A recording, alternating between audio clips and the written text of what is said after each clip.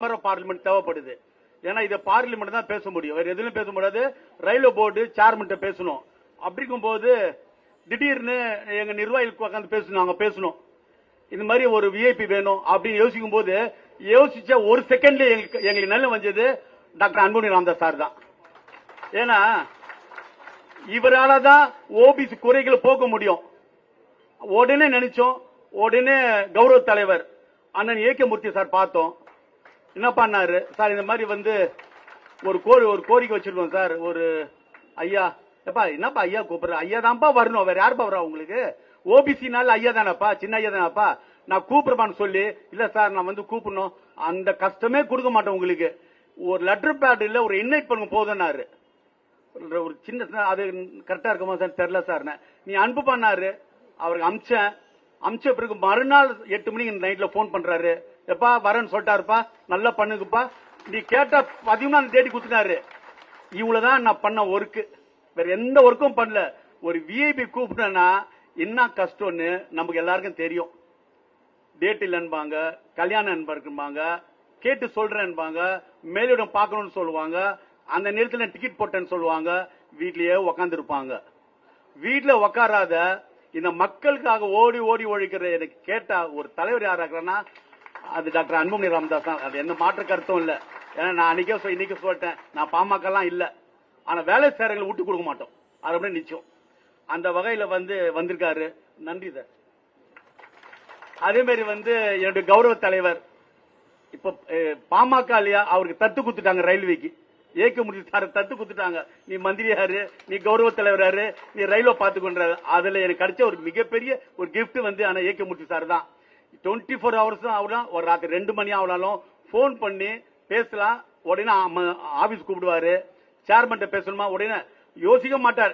Number போடு, அந்த BA number போடு, சேர்மன் போடு, ஜிஎம் போடு, டிஆர்எம் போடு, அந்த லெட்டர் எடுத்துன்னு வா, என்னால் முடியலையா நான் ஐயா வெயிட்டு வரேன். இந்த மாதிரி ஒரு சொல்ற ஒரு எங்க கௌரவ தலைவர் கிடைச்சிருக்காருன்னா அது மிக இல்லை. அந்த கௌரவ தலைவர் கொடுத்த ஐயாவுக்கு ஒரு நன்றி, ஏகமுடி சாருக்கு ஒரு நன்றி சார். அடுத்தது நான் கூப்பிட்ட எதுக்கோ அவரு ஒரு பிஸியா இருக்காரு ஐயா, வருவாரா வரமாட்டாரா தெரியல, இயற்கை சூழ்நிலை மழை பெய்யுது, இதெல்லாம் யோசிச்சு என்ன பண்ண, எதுக்கோ சும்மா போட்டு வைக்கலாம் sir. Advocate senior council phone போட்டேன், சார் நீங்க கட்டாயம் வந்துருங்க சார், சின்னவர் வர்றாருப்பா, வர்றாரு சார் சொன்னேன். கவலையப்படாத, ஏன்னா எனக்கு தெரிஞ்சு ஓபிசி கேஸ நிறைய ஃப்ரீயா பண்ணி முடிச்சு சக்சஸ் பண்ண தெரிஞ்ச சீனியர் கவுன்சில்ல டாக்டர் இவரு நம்ம பாலு சார் தான். எனக்கு பர்சனல் ரொம்ப தெரியும் அவருக்கு, அவர் டெபேட்ல நிறைய பார்த்திருக்கேன். அவர்லாம் இந்த எடுத்து அவர் உட்காரணும் ரொம்ப ஆசைப்பட்டேன். இன்னைக்கு பிஸி ஷெட்யூல்ல கோர்ட்ல நிறைய கேஸ் இருந்தாலும் நான் ஓபிசிக்கா வரமா சொல்லிட்டு வந்த பாலு சாருக்கு நன்றி சார். அதே மாதிரி எங்க என்சி ஓபிசி நேஷனல் கான்ஃபெடரேஷன் உடைய பொதுச் செயலாளர் இன்கம் டாக்ஸ் ஆபீசர் எனக்கு அவர் ரோல் மாடல். ஏன்னா அவர் நான் அந்த அளவுக்கு ஓரளவுக்கு ஷேப் கொண்டு வர்றாருன்னா அதுல அப்படிங்களா சார்? இல்ல இன்னைக்கு வந்தா சொல்றேன், இந்த பாமக அப்படின்னு சொல்றேன், தப்பா நினைச்சுக்காதீங்க. இந்த பாமகனால சிஎம் இருக்கட்டும் பிஎம் இருக்கட்டும் அதெல்லாம் அப்புறமா மக்கள் பிரச்சனைக்கு எல்லாத்தையும் விட்டு வர்ற ஒரே லீடர் இவங்க தான் பாரு. ஐயாவே சொல்றாரு பாரு, உனக்காக வந்திருக்காரு சார், இன்னைக்கு சிஎம் இருக்கு பங்கன் இருக்கு விட்டு வர்றாருன்னா நாங்க தான் சார் முக்கியம், சிஎம் முக்கியம் இல்ல சார். எங்களுக்காக தான் வரணும், நாங்க அவ்வளவு பாதிச்சுட்டு இருக்கோம் சார். அந்த மாதிரி என்சி ஓபிசி கன்ஃபெடரேஷனுடைய பொதுச் செயலாளர் இவர் ஒரு தியாகின்னு சொல்லலாம். என் செஞ்சு மிக குடும்பத்தை விட்டு குழந்தை கொண்டாடி எல்லாத்தையும் விட்டுட்டு இந்த இயக்கத்துக்காக அரும்பாடுபடுற ஒரே மனிதன் எனக்கு தெரிஞ்சு இவர் தான். ஒரு டெல்லியில பார்த்தேன், ஏன்னா இவருக்கு பின்னாடி ஒரு கூட்டம் இருக்கு, இந்த மாதிரி ரயில்வே மாதிரி போஸ்டல் பேங்க்ஸ் எல்லாமே சென்ட்ரல் கவர்மெண்ட் செக்டார்ல இவர் பொதுச் செயலாளர் இருக்க, நான் அது ஒர்க்கிங் பிரசிடண்டா இருக்கேன். போன 6 மாசம் டெல்லியில பார்த்தேன், ஒரு 30 பேர் கூட்டமா சுத்தி இருந்தாரு, ஒவ்வொரு எம்பி வீட்டுக்காக போயிட்டு வந்தாரு. நான் போன் பண்ணேன் அவருக்கு, எங்க சார் இருக்கீங்க? டெல்லி தான் இருக்கு அப்சல், எல்லாம் பாத்தீங்களா? பார்த்தேன்பா, டல்லா சொன்னாரு. சார் ஒருத்தரை பாத்தீங்களா? யாரு பாக்கணும்? அன்புமணி சார் இருக்காரு, இங்க பாத்தீங்களா? அவர் என்ன எப்படிப்பா டேட் கிடைக்கல டைம் அப்படி போக முடியாது பண்ணாரு. ஒரு வருஷம் அப்படியே இருக்கு சொல்லிட்டு ஏகே சார் லைன்ல கூட இருந்தேன், அவர் கூட தான் இருந்தேன். சார் இந்த மாதிரி என்சி ஓபிசி வந்திருக்காங்க. ஆமாம் எனக்கு தெரியும், ஏற்கனவே வந்து போயிருந்தாங்கப்பா, எல்லாம் பேர் சொல்ற அவரு வந்திருக்காங்களா? அப்படியே இருப்பாருனாரு. இன்னொரு போன்ல ஐயாக்கு போன் போட்டாரு, உடனே வான்னு சொன்னாரு. நான் உடனே போன் போட்டேன். கரெக்டா சார்? உடனே போன் போட்டாரு. நான் சொன்ன 10 நிமிஷம் நீங்க பேசி டிஸ்டர்ப் பண்ணாது சார். 1 ஹவர் உள்ளார உட்கார வச்சு எல்லாம் கோரிக்கை கேட்டு அமுச்சு விட்ட மா மனிதர் தான் அன்புமணி ராமதாஸ் சார். அது நான் போல இவங்க போய் உள்ள உட்காந்து பேசிட்டு வந்துட்டாங்க. அந்த வகையில் இந்த 5 பேர் வந்திருக்காங்க. வாழ்த்துக்கள் வாழ்த்துக்கள். இப்போ 12 அம்ச கோரிக்கை நான் சும்மா டைட்டில் தாங்க வச்சேன்.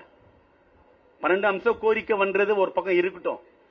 அது முன்னாடி ஒரு 4-5 கோரிக்கை வந்து இதை நான் ஐயா முன்னாடி வைக்கலான்னு இருக்கேன். ஒரு சென்ட்ரல் கவர்மெண்ட்ல பேசிக்கான விஷயம் வந்து ரோஸ்டருங்க. ஓபிசிக்கு ரோஸ்டர் இன்னைக்கு வந்து எங்க மாவட்டம் வாரியா மாவட்டம் எல்லா இடத்துலயும் இன்னைக்கு பாமக என்ன பண்றாங்கன்னா ஜாதி வாரி கணக்கு எடுப்புன்றாங்க. இந்த ஜாதி வாரி கணக்கு அதை எடுத்தாதான் ஓபி ஸ்ட்ரென்த் தெரியும். இந்த ஓபி ஸ்ட்ரென்த் தெரிஞ்சாதான் நமக்கான பெர்சன்டேஜ் கிடைக்கும். இது வரைக்கும் எந்த கவர்மெண்ட்டும் பண்றதே இல்ல.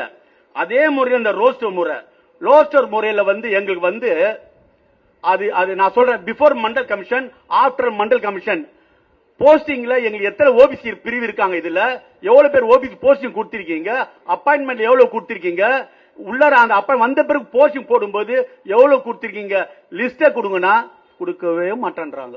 எவ்வளோ இன்ஃபார்ம் பண்ணியாச்சு, ஜிஎம்டி பேசியாச்சு, சிபிடி பேசியாச்சு, அதை பத்தி பேசிக் தெரியல. ரோஸ்டர் தெரியல. அது அப்படி இருக்கான்றாங்க. ஒரு ஃபண்டமெண்டல் ரைட்ஸ்ன்றது ஓபிசி உடையதுன்னா ரோஸ்டர் தான்.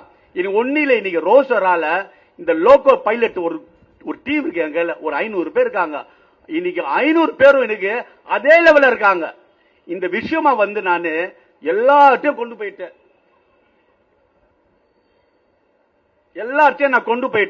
எல்லாரும் என்ன பண்றாங்க, சென்ட்ரல் ரயில்வே போர்ட்ல சேர்மன் வந்து ஆர்டர் போட்டிருக்காரு இது இம்ப்ளிமெண்ட் பண்ண சொல்லி. சதர்ன் ரயில்வே அதை இம்ப்ளிமெண்ட் பண்ண மாட்டேன்றாங்க. பக்கத்துல ஐசிஎஃப் இருக்கு இம்ப்ளிமெண்ட் பண்ணிருக்காங்க. சவுத் ரயில் இம்ப்ளிமெண்ட் பண்ணிருக்காங்க. இங்க போய் கேட்டாச்சுங்க, ஏங்க அது அவங்க பண்ணாங்க, நான் எப்படி பண்ணணும், நான் பண்றேன் இருங்க சொல்லி இன்ன வரைக்கும் ஏமாத்திட்டு வர்றாங்க. இன்னைக்கு ஒரு லோகோ பைலட் வாழ்வாதாரம் கேள்விக்குறியா இருக்கு. இதுல வந்து எங்களை வந்து இப்ப போஸ்டிங் கொடுக்கும் போது எஃப்சி, எஸ்சி, எஸ்டி, ஓபிசி போறது யூஆர் போடுறாங்க. எங்களுக்கு தூக்கி ஜெனரல் கொண்டு போறாங்க. எஸ்சி எஸ்டி கோட்டால அவங்க முன்னாடி போயிடுறாங்க. எஃப்சில மெரிட்ல வந்துடுறாங்க. எங்களை யூஆர் போட்டு பின் தங்கி இருக்கோம். இது மிகப்பெரிய ஒரு அநீதி ஓபிசி மேல. இன்னைக்கு ப்ரொமோஷன் வாங்காத கலாசியா போயிடுறா. கிரேட் ஒன்ல இருந்து மேல தாண்ட முடியல எங்களால. எஸ்சி கோட்டா மேல வந்துடுறாங்க. எஃப்சி மெரிட்ல வந்துடுறான். ஓபிசியா யூஆர்ல போடுற இப்ப எது ஓபிசி பிரிவு வச்சிருக்க? எங்களுக்கான 33% எப்ப கொடுப்ப எங்களுக்கு? இது காலம் போராடிட்டு இருக்கோம். இதுக்கும் பதில் வர மாட்டேங்குது. இது ஐயா கவனத்துக்கு. 2வது புதுசா ஒன்று கொண்டு வந்திருக்காங்க ரயில்வேல பயோமெட்ரிக் 4 வேலை பஞ்சு. எதுக்கு பயோமெட்ரிக்? இல்ல எதுக்கு பயோமெட்ரிக் கேக்குற? நீ பயோமெட்ரிக் வைக்கிறதுக்கு முன்னாடி அவுட்டன் ஃபுல்லா கொடுத்தோம். பயோமெட்ரிக் வச்ச பிறகு ஒரு அவுட்டன் வெளியே போக மாட்டேங்குது. இன்னைக்கு மகளிர் இருக்காங்க. இந்த சிஸ்டத்தை மாத்திட்டு மத்தியானம் காலையில சாயங்காலம் ஒரு பஞ்ச் வைக்கிறாங்க. இன்னைக்கு ஊர்ல இருந்து ஜோலார்பேட்ல இருந்து கிராமத்துல வர்றவங்க வீட்டுக்கு 9 மணிக்கு போறாங்க. அவங்க கேள்விக்குறியா இருக்கு. இத வந்து எல்லாத்துலயும் இல்ல இருக்கிற இந்தியன் ரயில்வேலயோ எந்த ஜோன்லயோ வந்து இந்த மாதிரி சிஸ்டமே இல்ல. சதர்ன் ரயில்வே மட்டும் தான் 4 வேளை பயோமெட்ரிக் வச்சுட்டு படாத பாடுபடுத்துறாங்க. சிடபிள்யூ அங்க இருக்கிற எங்க பயோமெட்ரிக் இருக்கோ ஐயா இது கவனத்துக்கு கொண்டு போறேன். அதுக்கப்புறம் சிபிஓ அட்வைஸ் வந்தா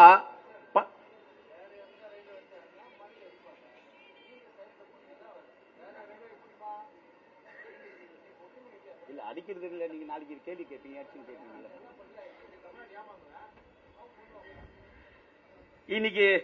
இன்னைக்கு வந்து சிபிஓ அட்வைஸ் இன்னைக்கு வந்து ரொம்ப கஷ்டப்பட்டு அந்த காலத்துல நாங்க அங்கீகாரம் வாங்கி சிபிஓ அட்வைஸ் வாங்கினா பண்ற ஒரே வேலை இந்த குட்டி அதிகாரிங்க சிபிஓ அட்வைஸ்க்கு யாரா இருக்கோ டிரான்ஸ்பர் பண்ணிடுறாங்க. நான் எப்படி ஓபிசி நடத்த முடியும்? நானு பாலக்காடுல வாங்குற அனைத்து ஓபிசி ஆபீஸ் பேரும் கர்னூர், ஷொர்ணூர், காலிகட், பாலக்காடு டிரான்ஸ்பர் அடிச்சுட்டு இருக்காங்க. இதே நான் பிசி போட்டு சொன்னேன். நானு அவரும் போன் பண்ணிருக்காரு. திரும்ப அங்க இருக்கிற சீனியர் டிபிஓ அதே வேலை தான் பண்ணிட்டு இருக்காரு.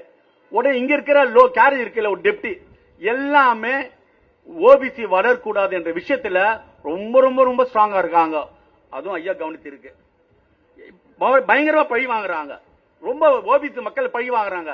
திருச்சியில இருக்கிற டீசல் ஷெட்ல ஒரு ஆஃப்டர் ஆல் சீனியர் டிஎம்பி என்னுடைய டிவிஷன் செக்ரட்டரி, ஒரு division secretary equal to DRM rank ஜனார்தன்றவரை வாட்ச்மேன் வேலை பண்ணிட்டு இருக்காருங்க. காலை 7 மணிக்கு உள்ள வந்தாருன்னா அவருக்கு மட்டும் 2 SS 4 ஒர்க்கர் போட்டு வாட்ச் பண்றாங்க. யூரின் பாஸ் பண்ணாலும் கார்டு ஆப்ஷன் பண்றாங்க. டீ சாப்பிட்டு போயிட்டு வந்தால கார்டு அவர் ஆப்ஷன் பண்றாங்க. இந்த ஓபிசிக்கு வந்து கிட்டத்தட்ட ஒரு 20 நாள் ஆப்ஷன் பண்ணிருக்காங்க. எப்படி உள்ள வேலை செய்யறாரு, வேலை இருக்காரு. அவங்க எஸ் சொல்றாரு, சார் உங்களை மட்டும் வாட்ச் பண்ண சொல்றாரு. சீனியர் டீம் எனக்கு நாங்க கிடைக்க டைம் இல்ல. உண்மையா நிச்சயம் அவர் உண்டு ஆக்கிடுறேன். இந்த மாநாடு தான் வெயிட்டிங். இந்த மாநாடு முடிச்ச பிறகு அடுத்த விசிட் டிபிஜி தான் நான் போறேன், டிசைட் தான் போறேன். மிகப்பெரிய போராட்டம் வைக்கிறேன். இந்த போராட்டம் 10 ஐயா இட்டு போயிட்டு உள்ள ரவுண்ட்ஸ் போறேன். அப்ப தெரியும் இன்னும் ஓபிசி பின்னாடி யார் இருக்கான்னு சொல்லி. இதுதான் என் கோரிக்கை. இது வந்து இந்த ஃபண்டமெண்டல் ரைட்ஸ் 12 அம்ச கோரிக்கை நம்ம எழுதணும். அதெல்லாம் ஒரு குப்பங்க. அதெல்லாம் 12 அம்ச கோரிக்கலாம். ஒரு நாள் நான் டெல்லியில உட்காந்துட்டாரு, ஐயாவில உட்காந்துட்டால மந்திரி வர வச்சு பேசி இந்த 12 அம்ச கோரிக்கை பத்தி வாங்கி கொடுத்துறாரு. ஒரு பெரிய கதை இல்ல, ஏதோ ஒரு பேனர்ல போடணும், ஏதோ நான் பேனர் வைக்கணும். இது 12 அம்ச கோரிக்கை பேசுறேன். நான் பேச வந்தது ஓபிசி மக்களுக்காக இல்ல.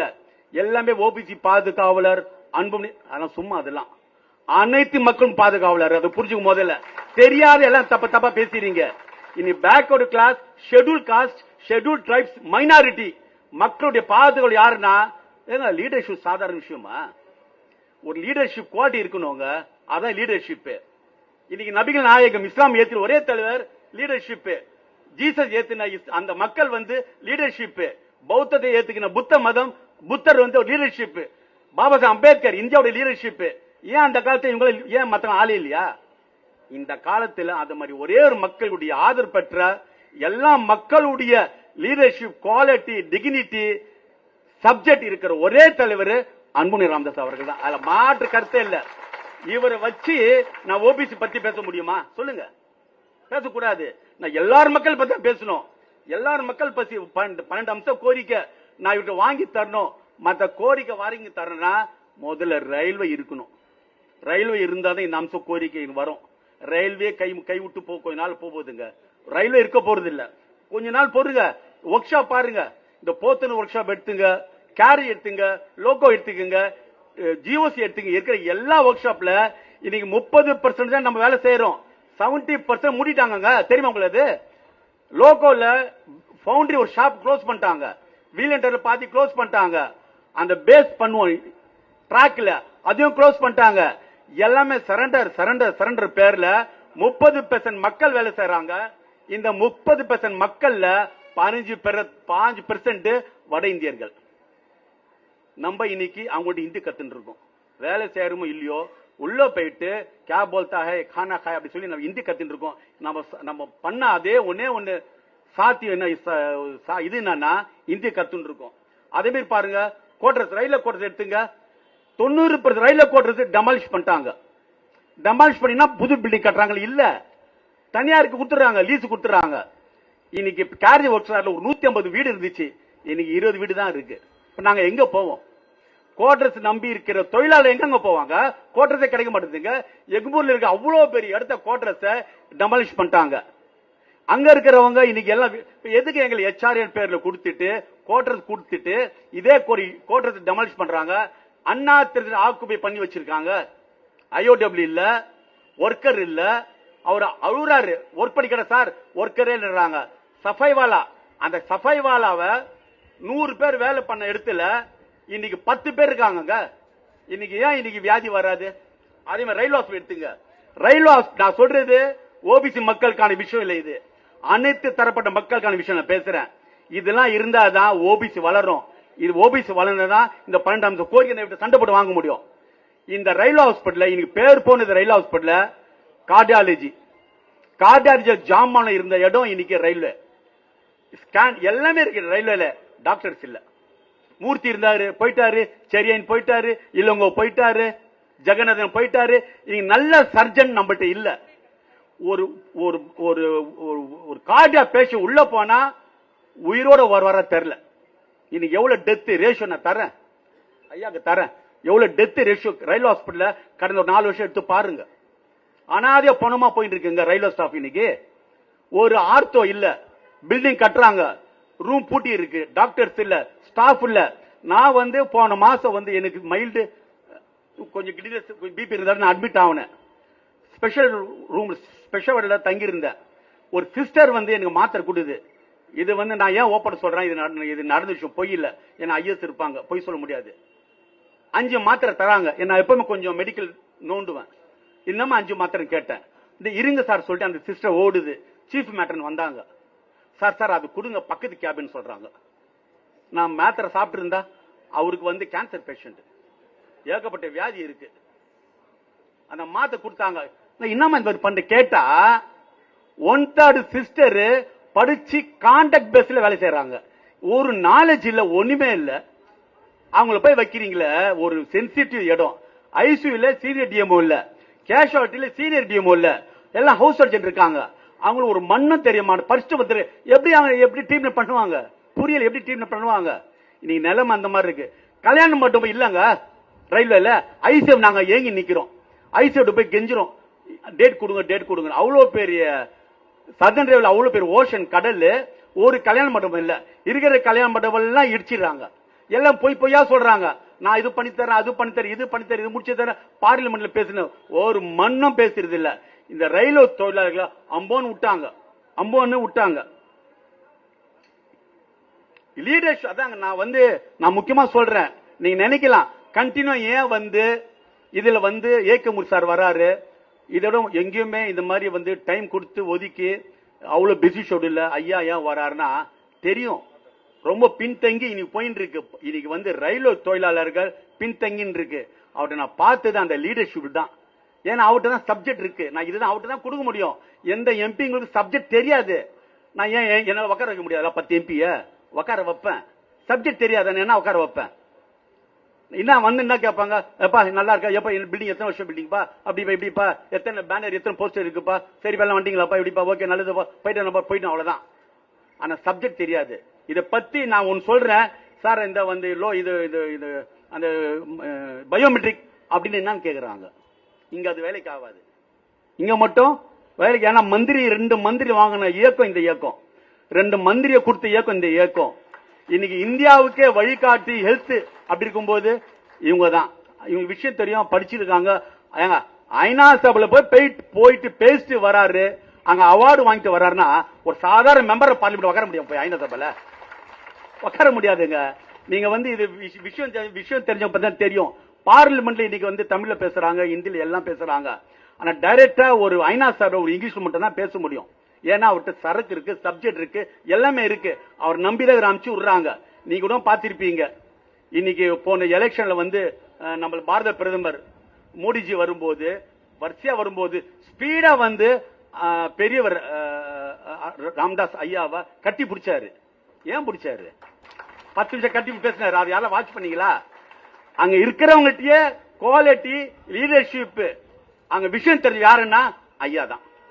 அவர் மோடிக்கு தெரியும் இவரை கட்டி பிடிச்சதான் இங்க வேலைக்கு ஆகும். யார் கட்டி பிடிச்ச நம்ம டைம் வேஸ்ட், நம்ம கட்டி பிடிக்கிறது வேஸ்ட் தெரிஞ்சுதான் அவர் கையில போட்டு வச்சினாரு.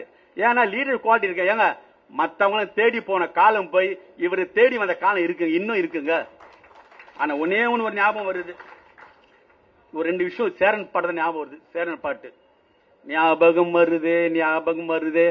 டிஆர் அமாவாசை இருந்தது ஞாபகம் வந்துச்சு, ரயில்வே ஹாஸ்பிட்டல் இருந்தது ஞாபகம் வந்துச்சு. ஞாபகம் தான் வரும், ஒண்ணுமே இருக்க போறது இன்னும் கொஞ்ச நாள்ல. அது ஒண்ணு புரிஞ்சுக்கங்க.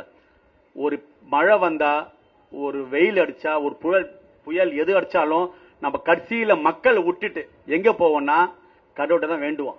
ஆஸ் ஏ முஸ்லீம் நான் நமாஸ் படிச்சு வேண்டுவேன். ஆஸ் ஏ கிறிஸ்டின் சர்ச்சில் வேண்டுவாரு, இந்துஸ் கோயில் வேண்டுவாங்க. இப்ப நான் ஒன்னே வேண்டுறேன், கடவுளே நல்லாட்சி கொடு, அன்புமணி ராமதாஸ் மாதிரி ஒரு நல்ல மந்திரி கொடு, எங்களை காப்பாத்து. அவ்வளவு வேற வழி இல்ல. நன்றி, வணக்கம்.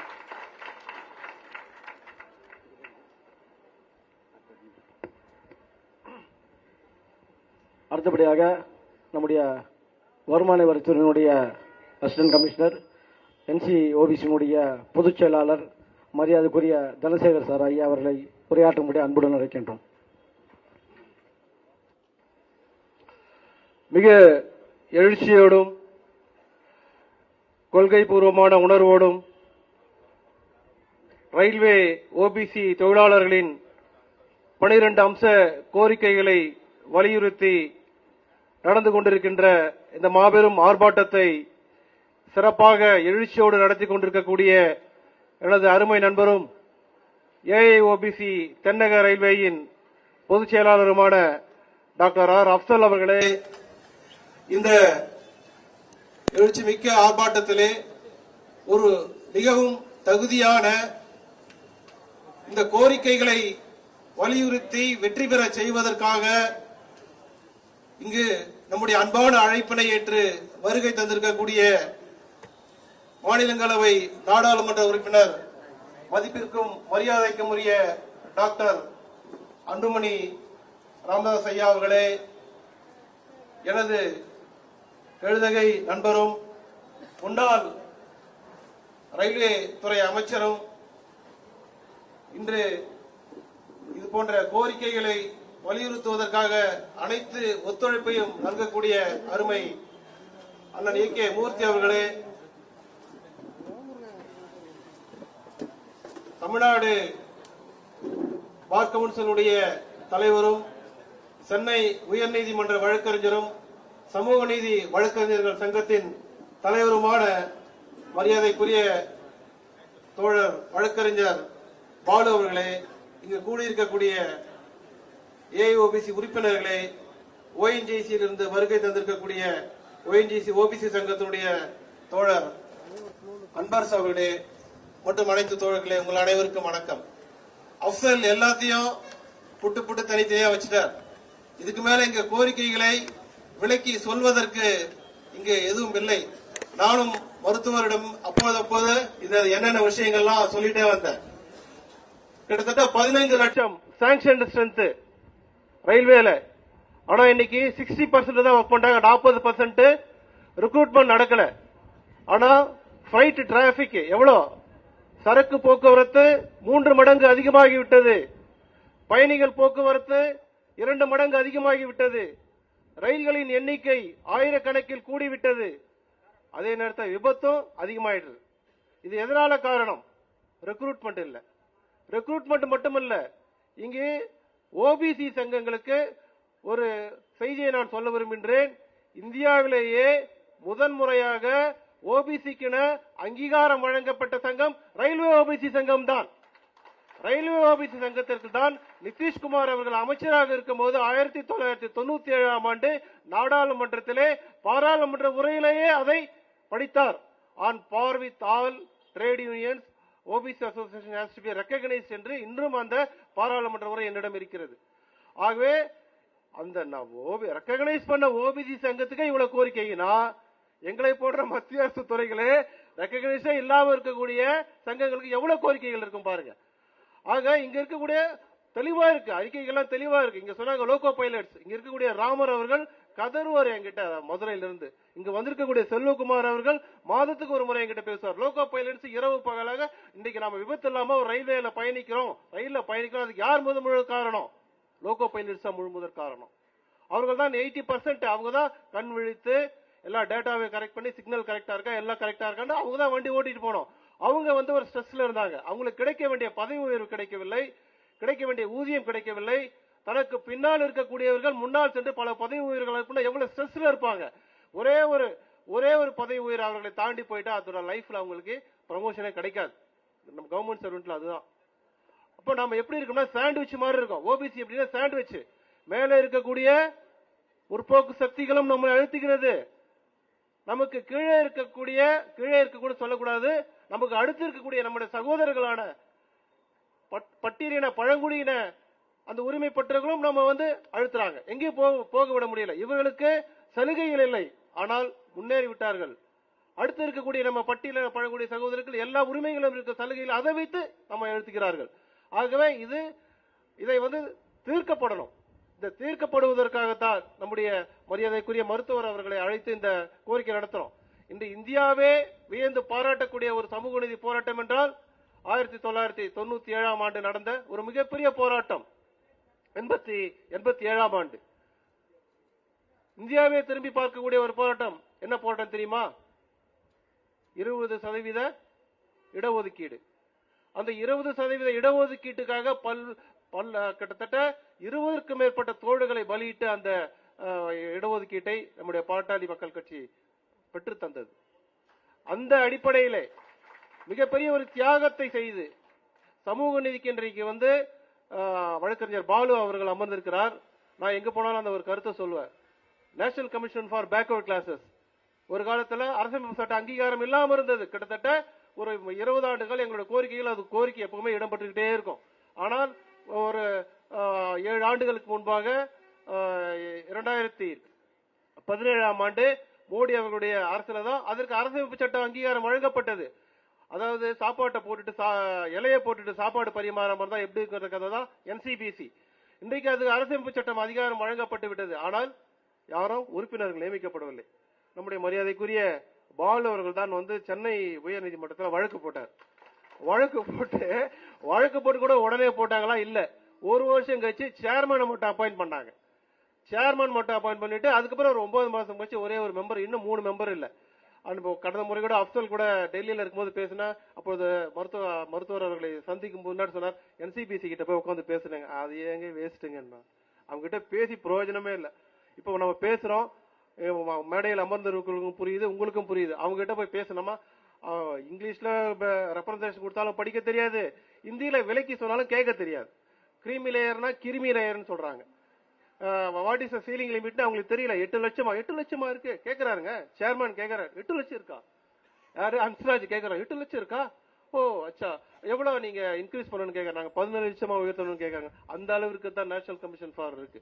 சோ அப்போ நான் அப்சல்ட்ட சொன்னேன், அது வேணாங்க, அது வேஸ்ட்டுங்க, அது போய் பாக்குறதே வேஸ்ட்னு சொல்லிட்டு. ஆக பல்வேறு கோரிக்கைகள் இன்றைக்கு இதையெல்லாம் கடந்த முறை டெல்லியில் பார்க்கும்போது கூட இதெல்லாம் பேசிட்டு இருந்தோம். அப்போ அவர் ஒரு நேஷனல் கன்வென்ஷன் நடத்தணும். நாங்கள் எல்லாம் இன்றும் நன்றியோடு மருத்துவர் ஐயா அவர்களை நினைவு கூற கடமைப்பட்டிருக்கிறோம். என்றால் ஒரு 20 ஆண்டுகளுக்கு முன்பாக என்னுடைய அன்பு நண்பர் மூர்த்தி அவர்கள் ரயில்வே துறை அமைச்சராக இருக்கும்போது ஒரு பெரிய கன்வென்ஷன் தல்கத்தோரா ஸ்டேடியத்தில் நடத்தினாங்க. ஓபிசி ஊழியர்களுக்காக நாங்களாம் அதில் போயிருந்தோம். ஸ்பெஷல் ரயிலே விட்டாங்க. ஸ்பெஷல் ரயில், அந்த ரயில நான் இலவசமா பயணம் செஞ்சேன். அங்க போயிட்டு இந்த ஓபிசி கோரிக்கைகள் பேம்ப்ளெட் எல்லாம் பிரிண்ட் பண்ணி எடுத்து கொடுத்தா, கடுமையான ஒரு வெயில் கோடை காலத்துல எனக்கு இலவசம் தானே அது. ஆமா, நீ அப்பா அத எங்களுக்கு நான் கிட்டத்தட்ட ஒரு 20 தோழர்களோடு நாங்க போயிருந்தோம். மற்ற தோழர்கள் அங்கங்க பயணிச்சு வந்தாங்க. அது மட்டுமல்லாமல் எல்லா அமைச்சர்களையும் சந்திக்க எங்களுக்கு ஒரு 30 பேருக்கு அங்கு உண்ண உணவு, இருக்க இருப்பிடம்லாம் ஏற்பாடு செய்து, வாகன வசதி ஏற்பாடு செய்து, எல்லா அமைச்சர்களையும் நாடாளுமன்ற உறுப்பினர்களையும் பிரதமரே போய் பார்த்தோம். மன்மோகன் சிங் அவர்கள் போய் பார்த்தோம். அந்த ஏற்பாடுகளை எல்லாம் நம்முடைய பாட்டாளி மக்கள் கட்சி செஞ்சு கொடுத்தது. இன்றைக்கு அது மாதிரி உண்மையிலே நான் மனது வருத்தப்பட்டே சொல்கிறேன். அது மாதிரி ஒரு டேக் கேர், ஒரு கேர் எடுத்து ஓபிசி மக்களுக்கான உரிமைகளை, இடஒதுக்கீடு உரிமைகளை செய்வதற்கு ஆள் இல்ல.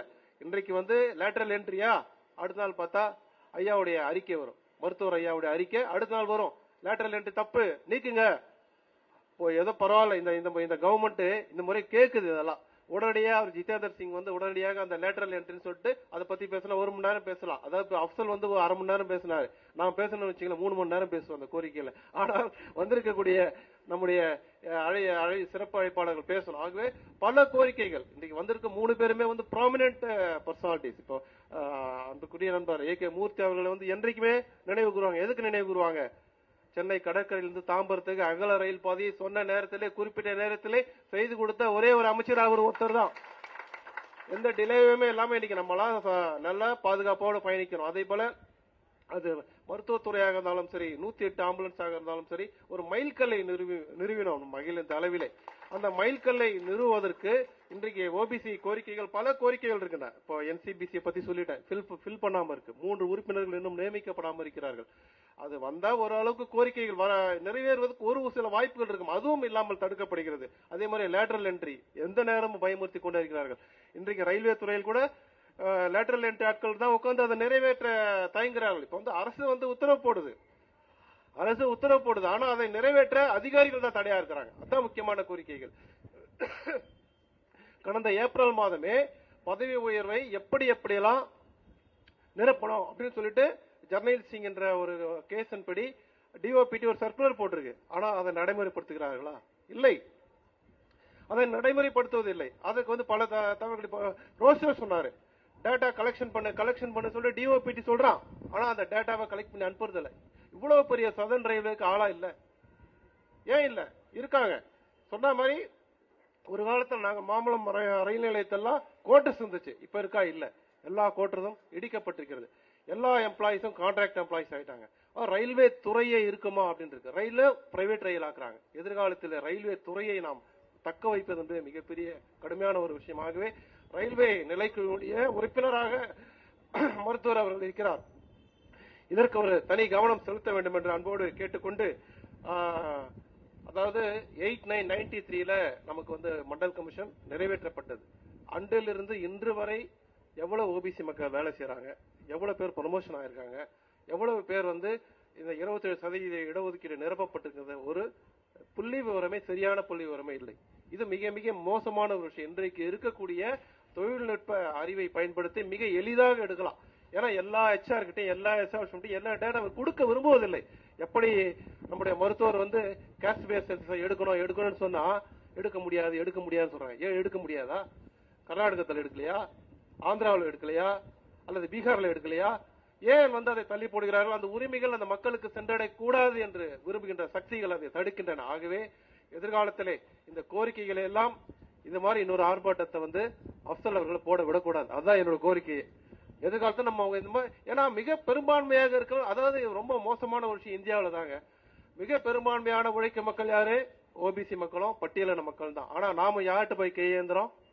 யாருக்கிட்ட? மிக சிறுபான்மையான இருக்கக்கூடிய உயர்குடி மக்களிடம் தான் போய் இதெல்லாம் தடுத்துருங்க. என்னதான் பட்டியலின ரிசர்வேஷன் வந்துட்டாலும் சரி, ஓபிசி வந்துட்டாலும் மேல உட்கார்ந்துட்டு இருக்கலாம் யாரா இருக்காங்க?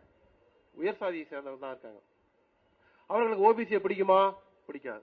பட்டியலின மக்களை பிடிக்குமா? பிடிக்காது. ஆகவே எதற்கு வந்தாலும் ஒரு முட்டுக்கட்டை போடுவது. ஆகவே இன்னும் குரூப் ஏ பதவிகளிலே வந்து நிரப்பப்படாமல் இருக்குது. குரூப் ஏ பதவிகளில ஓபிசி பிரிவு இன்னும் 8% தான். இன்றைக்கும் இருக்கக்கூடிய பொதுத்துறை வங்கிகளிலே ஒரு GM கூட ஓபிசி இல்ல, ஒரு GM கூட இல்ல. ஓபிசி லைசன் ஆபிசர் எங்களால கண்டுபிடிக்க முடியல. ஓபிசி இதற்கு ONGCல வந்து உட்கார்ந்திருக்காரு அன்பர்ஸ் அவர்கள், அவர்களுடைய இதெல்லாம் லைசன் ஆபிசர் எங்களால கண்டுபிடிக்க முடியல. ஓபிசி லைசன் ஆபிசர் இல்லங்க, GM லெவல்ல எவ்வளவு மோசமான போக்கு பாருங்க. கிட்டத்தட்ட 30 ஆண்டுகள் ஆகிறது. 30 ஆண்டுகள் ஆகிறது இந்த 2024 இடஒதுக்கீடு நமக்கு வழங்கப்பட்டு. ஆகவே இந்த மோசமான நிலைமைகள் எல்லாம் களைய வேண்டும். இந்த கோரிக்கை ஆர்ப்பாட்டம் வெற்றியடைய நம்முடைய மருத்துவர் அவர்கள் என்றைக்கு போனாலும் அது உண்மைதான். அப்சல் சொன்ன மாதிரி நாங்க எந்த நேரம் போனாலும் எந்த கோரிக்கைகளுக்காலும், அதுவும் மிக குறிப்பாக இடஒதுக்கீடு சமூக நீதி கோரிக்கைகளுக்காக அவர் தொடர்ந்து போராடி கொண்டிருக்கிறார், தொடர்ந்து செயல்பட்டு கொண்டிருக்கிறார். அந்த கோரிக்கைகள் நமக்கு நிச்சயம் பலன் தரும். ஏனென்றால் வந்து ஒரு கோரிக்கையை வந்து நம்ம வந்து தொடர்ந்து வலியுறுத்தி கொண்டே இருக்கும். நாங்க வந்து ஒரு 2 மாசத்துக்கு முந்தி வள்ளுவர் கூடத்தில் ஒரு ஆர்ப்பாட்டம் பண்ணோம். அப்போ வந்து அந்த பேனர் போடுறதுக்கு போயிருந்தேன் நான். நான் அதெல்லாம் கொஞ்சம் மைன்யூட்டா பார்க்கணும்னு சொல்லிட்டு கூட நண்பர்கள் நானும் போயிருந்தேன். அதுக்கு அந்த பையன் கேட்டா, அந்த டிசைன் பண்ற பையன், சார் ஏற்கனவே பண்ண பேனர் இருக்குப்பா, அதுக்கு முந்தின வருஷத்தை எடுப்பா அப்படின்னு. அவன் இதை போட்டு டேட்டால போட்டு எடுத்துட்டு அவன் அந்த கோரிக்கைகள் அதே கோரிக்கை அவனே கேட்டான், அதே கோரிக்கையில சார் இருக்கு, இன்னும் ஒண்ணு கூடவா சார் நிறைவேறலன்னா. பாருங்க, அந்த பையன் படிச்சுட்டு அதே கோரிக்கைகள் தானே அப்படியே. ஆமாம்பா, ஒண்ணு கூட நிறைவேறலப்பா, ஒன்னே ஒண்ணுதான் நிறைவேறிருக்கு. என்ன? அந்த NCOBCக்கு அரசியலமைப்பு சட்ட அங்கீகாரம் தான் இருக்கு, அதை மட்டும் எடுத்துட்டு நிறைய அதை வந்து ஃபில்அப் பண்ணுன்னு போடுப்பா அப்படின்னு. அவ்வளவுதான். இது ஒண்ணுதாங்க. எவ்வளவு மோசமான நிலைமையில இத்தனைக்கு ரெக்கக்னைஸ் பண்ண சங்கங்களுக்கே இந்த பிரச்சனைகள் இருக்கு. இப்ப சொன்னாரு ஹெட் குவார்டர்ஸ் ஆபீஸ் பேரர்ஸ் எல்லாம் மாத்துறாங்கன்னு சொல்லிட்டு. தெளிவா இருக்குங்க. ஓபிசி சங்கத்துடைய நிர்வாகிகள் ஹெட் குவார்டர்ஸ் ஆபீஸ் பேரர்ஸ் அவர்கள் எங்கு பணியாற்ற வேண்டுமோ அங்குதான் இருக்க வேண்டும் என்று DOPT ஆர்டர் இருக்கு, டிபார்ட்மெண்ட் ஆஃப் பினான்சியல் சர்வீசஸ் இருக்கு, department of public enterprises order இருக்கு. ஆனா அதை இவர்கள் சட்டம் பண்றது இல்ல. கேட்டா யாரு கேட்கறானோ அவனே ஒரு மிரட்ட வேண்டியது. ஆகவே இந்த மிரட்டல் போக்கு, ஆதிக்க சாதியினருடைய போக்கு, மதிக்காத ஒரு தனம், இவ்வளவும் உதாசீனப்படுத்தக்கூடிய போக்கு எல்லாம் வந்து இந்த நிர்வாகத்திடம் இருக்கிறது. அதையெல்லாம் களைய வேண்டும் என்றால் நம்முடைய ஒற்றுமை மிக அவசியம். அந்த ஒற்றுமையை கட்டி காத்து வருகின்ற அப்சல் அவர்களுடைய இந்த போராட்டம் வெல்ல வேண்டும், இந்த கோரிக்கைகள் வெல்ல வேண்டும் என்று கேட்டு அந்த கூட்டத்திற்கு வருகை தந்து சிறப்புரையாற்ற வந்திருக்கக்கூடிய மருத்துவர் அவர்களை மீண்டும் ஒரு முறை வரவேற்று வாய்ப்புக்கு நன்றி கூறி அமைகின்றேன். நன்றி, வணக்கம். நன்றி தனசேகர் சார் அவர்களே. அடுத்தபடியாக சென்னை உயர்நீதிமன்றத்தினுடைய மூத்த வழக்கறிஞர், நம்முடைய ஓபிசியினுடைய பாதுகாவலர், மரியாதைக்குரிய திரு பாலு சார் அவர்களை சிறப்புரையாற்றும்படி அன்புடன் அழைக்கின்றோம். ரயில்வே துறை ஓபிசி அமைப்பின் சார்பில் 12 கோரிக்கையை வலியுறுத்தி நடைபெறக்கூடிய இந்த கண்டன ஆர்ப்பாட்டத்தில் கலந்து கொண்டு சிறப்புரையாற்ற இருக்கக்கூடிய பாட்டாளி மக்கள் கட்சியினுடைய தலைவர், இந்தியாவில் இருக்கக்கூடிய நாடாளுமன்ற உறுப்பினர்களில் நாடாளுமன்றத்தில் ஓபிசி மக்களுடைய குரலாக ஒலித்துக் கொண்டிருக்கக்கூடிய மரியாதைக்குரிய அன்புமணி ராமதாஸ் அவர்களே, எனக்கு பின்னால் இங்கே உரையாற்ற இருக்கக்கூடிய அண்ணன் ஏ.கே. மூர்த்தி அவர்களே, மரியாதைக்குரிய தனசேகர் அவர்களே, இந்த நிகழ்ச்சியை ஏற்பாடு செய்திருக்கக்கூடிய அப்சல் அவர்களே, உங்கள் அனைவருக்கும் எனது அன்பான வணக்கத்தினை தெரிவித்துக் கொள்கிறேன். ஓபிசின்னு சொன்னாலே நிறைய பேசணும் அப்படிங்கிற எண்ணத்தோடு தான் வருவோம். நானும் அப்படித்தான் வந்தேன். ஆனால் இன்றைக்கு இருக்கக்கூடிய சூழ்நிலை என்பது எந்த நேரத்திலும் மழை வருமோ என்ற அச்சத்தில் இருந்து கொண்டிருக்கக்கூடிய காரணத்தினால் அடுத்தது சின்னையா அவர்கள் இங்கே பேச வேண்டும். எனவே உங்களுடைய அந்த கோரிக்கைகளை எல்லாம் நான் இப்பொழுது பார்த்தபோது ஓபிசியினுடைய அடிப்படையான கோரிக்கைகளை முன்வைத்து இந்தியா முழுவதும் பல்வேறு அமைப்புகளை, பல்வேறு துறைகளை சார்ந்த எல்லோரும் ஒருங்கிணைந்து ஒரு மாபெரும் போராட்டத்தை நடத்தினால் மட்டும்தான் நம்முடைய உரிமைகளை மீட்டெடுக்க முடியும் என்ற நிலையில் நாம் இருந்து கொண்டிருக்கிறோம். பதவி உயர்வில் இடஒதுக்கீடு என்பது இன்னும் கேள்விக்குறியாக இருக்கிறது. 50 விழுக்காட்டை தாண்டக்கூடாது என்ற உச்சநீதிமன்றத்தினுடைய அந்த நிபந்தனை என்பது தகர்க்கப்பட வேண்டும் என்ற கோரிக்கை நிலவுகிறது. அதே போன்று கிரிமிலேயர் என்பது ஒழிக்கப்பட வேண்டும், சாதிவாரி கணக்கெடுப்பு என்பது நடத்தப்பட வேண்டும் என்ற கோரிக்கைகள் எல்லாம் அப்படியே இருந்து கொண்டிருக்கிறது. தனசேகர் அவர்கள் சொன்னதை போன்று இந்த ஓபிசிக்காக பிற்படுத்தப்பட்ட ஆணையம் தேசிய அளவில் இருக்கிறது. அதனுடைய உறுப்பினர்கள், தலைவர்கள் நியமனம் செய்யப்படாத போது அதை நியமனம் செய்ய வேண்டும் என்ற ஒரு வழக்கை உயர்நீதிமன்றத்தில் நான் பொதுநல வழக்காக தொடுத்தேன்.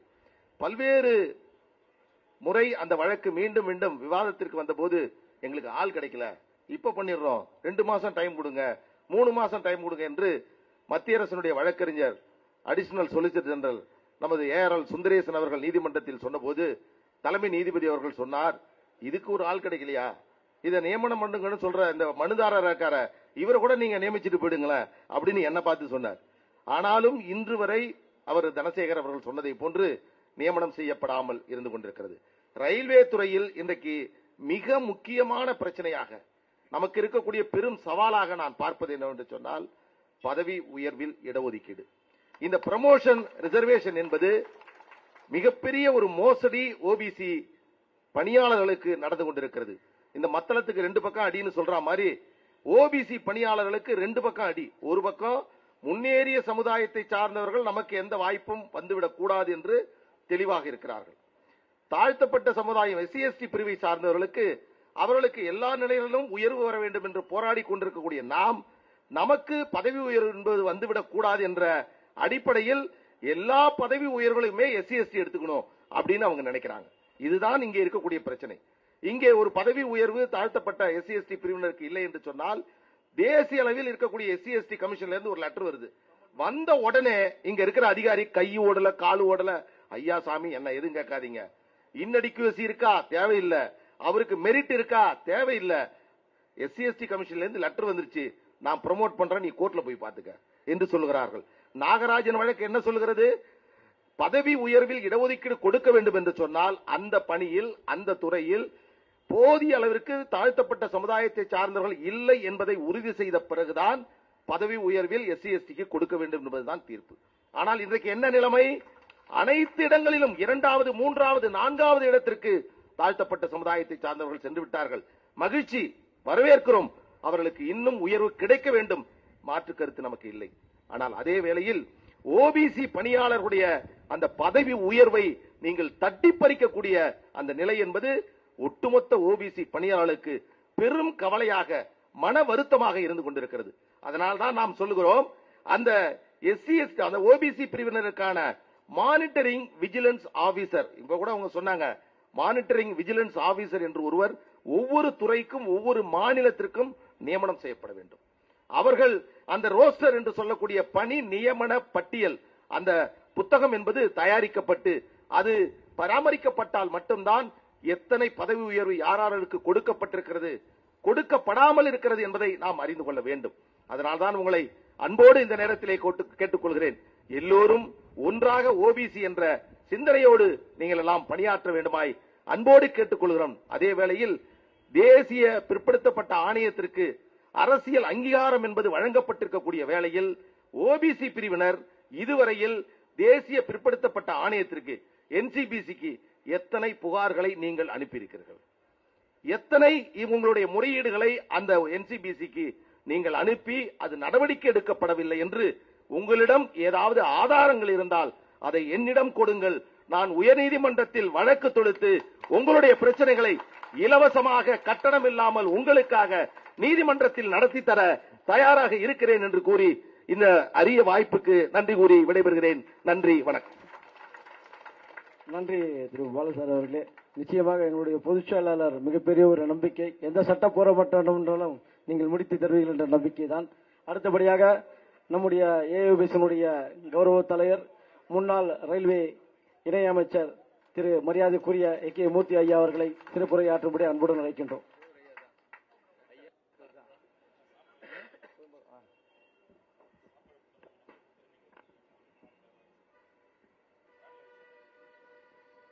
நடைபெறுகின்ற ஏஓபிசி கண்டன ஆர்ப்பாட்டத்தில் கலந்து கொண்டு 12 கோரிக்கையை நிறைவேற்ற வேண்டும் என்று சொல்லி இந்த நிகழ்ச்சிக்கு வருகை தந்து பல்வேறு கருத்து வழங்குகின்ற பாட்டாளி மக்கள் கட்சியுடைய தலைவரும் முன்னாள் மத்திய சுகாதார அமைச்சர் நாடாளுமன்ற உறுப்பினர் தமிழகம் மட்டுமல்ல இந்தியா முழுவதும் மிக மிக பிற்படுத்தப்பட்ட மக்களுக்கும் தாழ்த்தப்பட்ட மக்களுக்கும் ஒடுக்கப்பட்ட மக்களுக்கும் எந்த பாதிப்பு வந்தாலும் பாட்டாளி மக்கள் கட்சியுடைய நிறுவன தலைவர் மருத்துவர் ஐயா அவருக்கு பின்னால் நான் இருக்கிறேன் என்று இன்றைக்கு நமக்கெல்லாம் குரல் கொடுக்க வருகிறது இருக்கின்ற மரியாதைக்குரிய அன்பு ராமதாஸ் அவர்களே,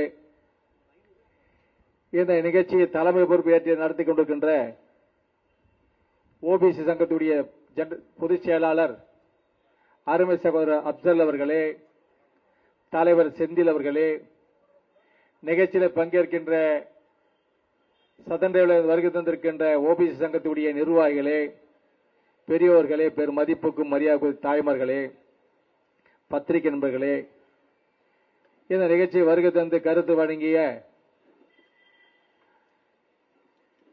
வழக்கறிஞர் சமூக நீதி பேரவையுடைய தலைவர் அருமை சகோதரர் பாலு அவர்களே, அருமை சகோதரர் தனசேகர் அவர்களே, வருகை தந்திருக்கின்ற பாட்டாளி மக்கள் கட்சியுடைய நிர்வாகிகளே, அனைவருக்கும் வணக்கம் தெரிவித்துக் கொள்கிறேன். நம்முடைய தலைவர் அவர்கள் இந்த சங்கத்தை பற்றி இடஒதுக்கீடு பற்றி நிறைய பேச வேண்டும் என்று நீங்க அனைவரும் ஆவலோடு எதிர்பார்த்துக் கொண்டிருக்கிறீர்கள். ஆனால் நாடு சுதந்திரமடைந்து 75 ஆண்டுக்கு மேல ஆகிவிட்டது. இந்தியன் ரயில்வே இந்தியாவுக்கு வந்து கிட்டத்தட்ட 173 ஆண்டு காலம் ஆகிவிட்டது. சுதந்திரத்துக்கு முன்னாலே இந்தியன் ரயில்வே வந்துவிட்டது. பல பேர் சொல்லுவார்கள் இந்தியன் பேங்க் உங்களது பேங்க், இந்தியன் ரயில்வே உங்களது ரயில்வே சொல்வார்கள்.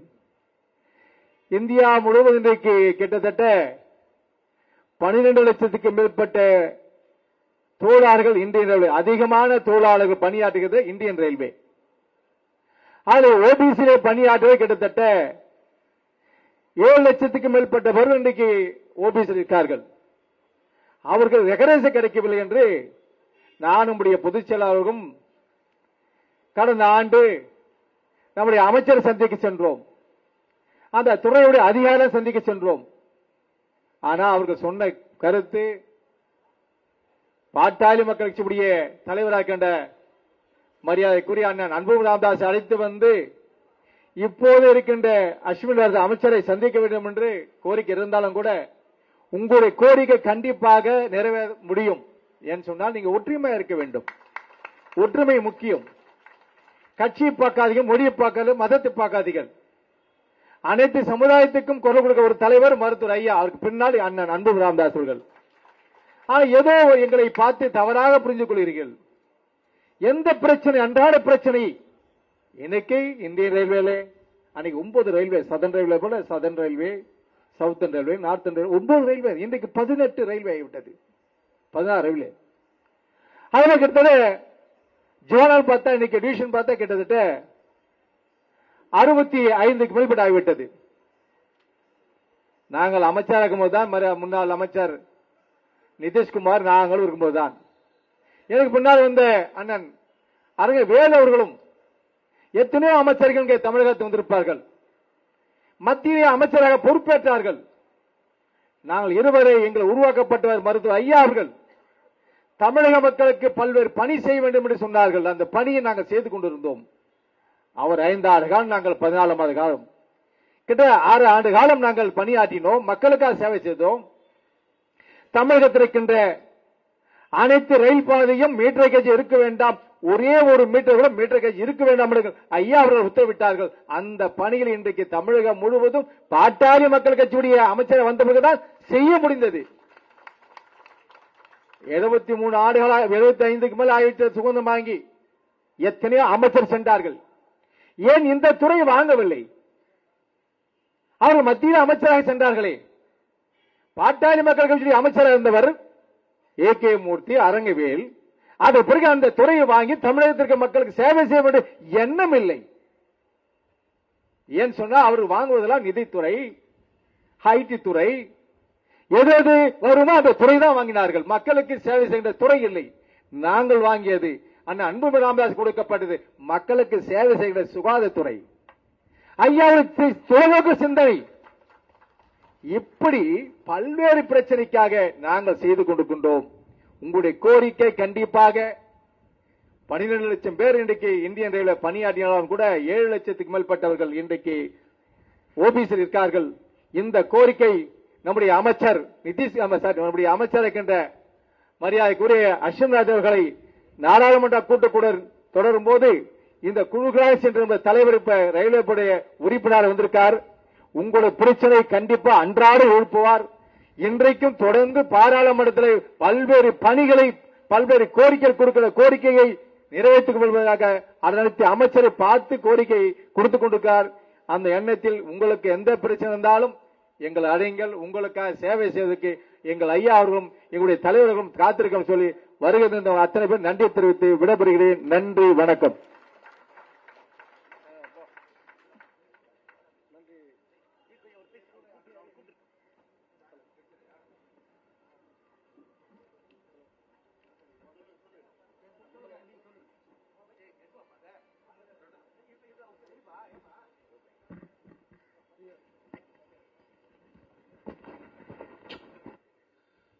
நாட்டின் நலனுக்காக ஒட்டுமொத்த அரசியலிலும் மாற்றம் வர வேண்டும். நமது ஓபிசி மக்கள் மட்டுமல்ல, அனைத்து மக்களும் முன்னேற்றம் பெற வேண்டும் என்று தன்னையே சமூக நீதிக்காய் அர்ப்பணித்து வாழ்ந்து வரும் உண்மையான சமூக நீதி போராளி. இந்தியாவில் உள்ள அனைத்து இளைஞர்களும் மாணவர்களும் புகையிலை மற்றும் மது பழக்கத்திற்கு அடிமையாகாமல் பாதுகாக்கப்பட வேண்டும் என்றும், அடிமையானோர் அத்தீய பழக்கத்தில் இருந்து விடுபட வேண்டும் என்றும் அயராது போராடி கொண்டிருக்கும் மது ஒழிப்பு போராளி 108 எனும் அவசர ஊர்தியை இந்தியாவில் அறிமுகப்படுத்தி விபத்து மற்றும் வியாதியால் பாதிக்கப்பட்ட லட்சக்கணக்கானோரை காப்பாற்றிக் கொண்டிருக்கும் உண்மையான கள போராளி 108 நாயகன். இலங்கை அரசு மீது தமிழீழ இனப்படுகொலை விசாரணை நடத்தப்பட வேண்டும் என ஐநா மனித உரிமை ஆணைய கூட்டத்தில் வலியுறுத்தி பேசிய தமிழின போராளி. உலக அளவில் அமெரிக்க புற்றுநோய் சங்கத்தின் லூதர் எல் டெர்ரி விருதை பெற்றவர். புகையிலையை கட்டுப்படுத்தியதற்காக உலக சுகாதார நிறுவனத்தின் இயக்குநர் அவர்களின் சிறப்பு விருதை பெற்றவர். உலக சுகாதார நிறுவன தலைவரின் சிறந்த தலைமை பண்புக்கான விருதை பெற்றவர். பில் கிளின்டன், பில்கேட்ஸ், கோபி அன்னான் மட்டுமே பெற்றிருந்த உலக ரோட்டரி சங்கத்தின் இளம்பிள்ளைவாதம் ஒழிப்பு சாதனையாளர் விருதினை பெற்றவர். பசும தாயகத்தின் தலைவராக பணியாற்றிய தமிழ் மண்ணின் மைந்தர். இன்றும் நமது கல்வி, சமூக, பொருளாதார முன்னேற்றத்திற்காக போராடி கொண்டிருக்கும் மருத்துவர் ஐயா அவர்களின் நவ புதல்வர், முன்னாள் மத்திய சுகாதாரத்துறை அமைச்சர், நமது பாட்டாளி மக்கள் கட்சியின் தலைவர், மாநிலங்களவை உறுப்பினர், ரயில்வே நிலைக்குழு பிரதிநிதி, மாண்புமிகு நமது சின்னையா டாக்டர் அன்புமணி ராமதாஸ் அவர்களை பேச அனைவரும் கடவுள் எழுப்பி வரவேற்போம்.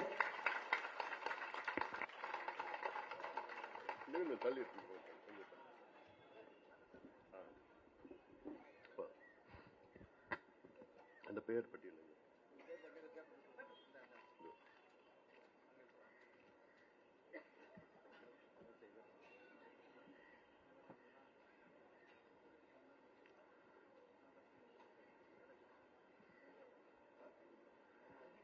AIOBC south zone railway employee association சென்னையில அவர்களுடைய 12 கோரிக்கைகளை நிறைவேற்ற வேண்டும் என இங்கே நடத்தி கொண்டிருக்கின்ற கவன ஈர்ப்பு ஆர்ப்பாட்டத்தில் கலந்து கொள்வதில் எங்களுக்கெல்லாம் மகிழ்ச்சி. இந்த ஆர்ப்பாட்ட கூட்டத்தில் கலந்து கொண்டு எனக்கு முன்பு பேசிய முன்னாள் மத்திய ரயில்வே துறை இணை அமைச்சர் AK மூர்த்தி அவர்களே,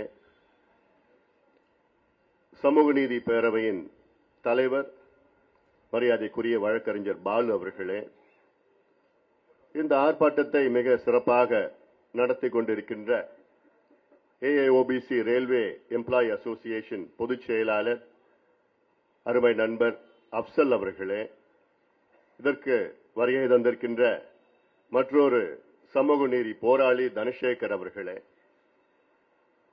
இந்த மண்டலத்தின் தலைவர் திரு செந்தில்குமார் அவர்களே, திரு சையத் சுல்தான் முகமது அவர்களே, திரு R செந்தில்குமார் அவர்களே, P வினோத் அவர்களே, A பழனி அவர்களே, A அருள் ஜோசப் அவர்களே, M ஐயப்பன் அவர்களே, V பிரசன்னகுமார் அவர்களே, முகமது ஃபரூக் அவர்களே, சையத் பிலால் அகமது அவர்களே, விண்ணரசு வசந்த்குமார் அவர்களே, அக்னல் சவுந்தரராஜன் அவர்களே, ஹிதயத்துல்லா கான் அவர்களே, தயநிதி ரிச்சர்ட் அவர்கள், ஸ்ரீகாந்த் அவர்கள், சங்கர் அவர்கள், P கார்த்திகேயன் அவர்கள், பூஸ்தனா குணசேகரன் அவர்கள், U ஆனந்த ராமகிருஷ்ணன் அவர்கள், P கலைச்செல்வி அவர்கள், C இமானுவேல் பிரபாகர் அவர்கள், T செந்தில்குமார் அவர்கள், K விஜயகுமார் அவர்கள், A ஸ்ரீனிவாசராவ் அவர்கள், B திருக்குமரன் அவர்கள், G செல்வகுமார் அவர்கள், திரு ஜெயன் கோபால் அவர்கள், சவுந்தரபாண்டியன் அவர்கள், ஜனார்தனன் அவர்கள், பேரொரு செல்வன் அவர்கள், கோபிநாத் அவர்கள், ராதாகிருஷ்ணன் அவர்கள் உள்ளிட்ட இங்கே மேடையில் இருக்கின்ற அத்துணை நிர்வாகிகளுக்கும், இங்கே தமிழகத்திலிருந்து பல பகுதியிலிருந்து வருகை தந்திருக்கின்ற ரயில்வே துறை பணியாளர்கள், ஊழியர்கள், இந்த சங்கத்தின் உறுப்பினர்கள், பொறுப்பாளர்கள், நிர்வாகிகள், பெரியோர்கள், தாய்மார்கள், ஊடக நண்பர்கள், காவல்துறை நண்பர்கள் உள்ளிட்ட உங்கள் அனைவருக்கும் இந்த அன்புமணி ராமதாஸின் பணிவான வணக்கங்கள். நண்பர் அப்சல் அவர்கள், இந்த ஆர்ப்பாட்டம் நாங்கள் நடத்துகின்றோம், அதற்கு நீங்கள் தான் வர வேண்டும், எங்களுடைய கோரிக்கையை நீங்கள் தான் நிறைவேற்ற வேண்டும் என்று கேட்டவுடன் இதை இந்த ஆர்ப்பாட்டத்திற்கு வருவதற்கு நான் ஒப்புக்கொண்டேன். இதற்கு முக்கிய காரணம், இந்தியாவிலே OBC மக்கள் ஒரு பாவப்பட்ட பிறவியாக இருக்கின்றோம். மற்றவர்களுக்கெல்லாம் அத்துணை சலுகைகள், அத்துணை முன்னேற்றங்கள் அத்துணை பேருக்கும் கிடைக்கிறது. இடையிலே மாற்றிக்கொண்டிருக்கின்ற OBC மக்களுக்கு மட்டும் இன்னும் எதுவும் கிடைக்கவில்லை, எந்த முன்னேற்றம் அடையவில்லை. இந்தியாவிலே அதிக மக்கள் தொகை உள்ள மக்கள் OBC. சொல்ல போனால் கிட்டத்தட்ட இந்தியாவில் மக்கள் தொகையில 68 விழுக்காடு OBC மக்கள் இருக்கின்றோம். 68 விழுக்காடு, 2/3 பங்குக்கு மேல் OBC இருக்கின்றோம். ஆனால் OBC நிலை என்று பார்த்தீர்கள் என்றால் எந்த பதவி, எந்த பொறுப்பிலே யாரும் கிடையாது. ஒரு பல உதாரணங்கள் என்னால் சொல்ல முடியும். உச்ச நீதிமன்றத்தில் நீதிபதிகள் எத்தனை பேர் மொத்தம்? 19 நீதிபதிகள், அதில் ஒருத்தர் தான் OBC. மத்திய அரசில் இருக்கின்ற செயலாளர்கள், செக்ரட்டரி போஸ்ட்ல ஒருத்தரோட OBC கிடையாது.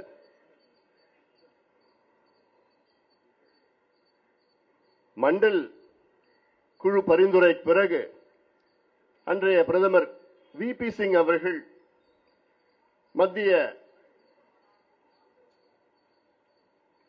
மத்திய அரசின் அங்கே பணியிடங்களில் 27 விழுக்காடு OBCக்கு கொடுக்க வேண்டும் என அப்பொழுது அந்த ஆணையை பிறப்பித்தவுடன் எத்தனையோ போராட்டங்கள் நடந்தது. இதை எதிர்த்து எத்தனையோ போராட்டங்கள் நடந்தது. ஆனால் மறைந்த திரு VP சிங் அவர்கள் அதற்கு பணியாமல், இதனால் அவருடைய ஆட்சியே கலைக்கப்பட்ட ஒரு சூழல் இருந்தது. மண்டல் கமிஷன் பரிந்துரை பிறகு இந்தியாவில் மத்திய அரசு பணியாளர்களில் 27 விழுக்காடு OBC இடஒதுக்கீடு வந்த பிறகு இது வரைக்கும் 34 ஆண்டுகள் ஆகிறது. இந்த 34 ஆண்டுகள் ஆகியும் இன்னும் மத்திய அரசு பணியிடங்களில் எத்தனை ஓபிசி இருக்கின்றார்கள் தெரியுமா? நண்பர் தனசேகர் கேட்டார், புள்ளி விவரங்கள் வேண்டும் என்று கேட்டார். அங்கு ஒன்று இங்கு ஒன்று சரியான புள்ளி விவரங்கள் கொடுப்பது கிடையாது. நாடாளுமன்றத்தில் எத்தனையோ முறை கேள்வி கேட்டிருக்கின்றோம். நான் கேட்டேன், பல சக உறுப்பினர்கள் கேட்டிருக்கிறாங்க, பேசியிருக்கிறோம், கேள்விகள் எத்தனையோ. ஆனால் ஒன்னுத்துக்கும் ஒன்றும் பதில் வராது, உண்மையான பதில் வராது. ஓரளவுக்கு தோராயமா. இன்னைக்கு பாத்தீங்கன்னா மத்திய அரசு பணியிடங்களில் ஓபிசியினுடைய பங்களிப்பு 16.5 விழுக்காடு. நான் சொல்றது ஒரு தோராயமா சொல்றேன். இது 2022 மத்திய அமைச்சர் நாடாளுமன்றத்தில் எடுத்து வைத்த ஒரு புள்ளி விவரம். இது அதாவது 2 ஆண்டுகளுக்கு முன்பு, அதாவது 34 ஆண்டுகள் நமக்கு இடஒதுக்கீடு வந்த பிறகும் மத்திய அரசு பணியிடங்களில் ஓபிசிக்கு கிடைக்கின்ற பங்களிப்பு 16.5 விழுக்காடு. ஆனால் நமக்கு கிடைத்தது எவ்வளவு? 27 விழுக்காடு. ஆனால் நாம் எவ்வளவு இருக்கின்றோம்? 68 விழுக்காடு இருக்கின்றோம். இது எவ்வளவு ஒரு அநீதி எங்கேயாவது இருக்குமா? மற்ற பிரிவுகள் எல்லாம் நிச்சயமாக கூடுதலாக வர வேண்டும். ஒரு உதாரணம், இந்தியாவில் உள்ள பட்டியலின சமுதாயம், அவர்கள் இந்திய மக்கள் தொகையிலே 15 விழுக்காடு.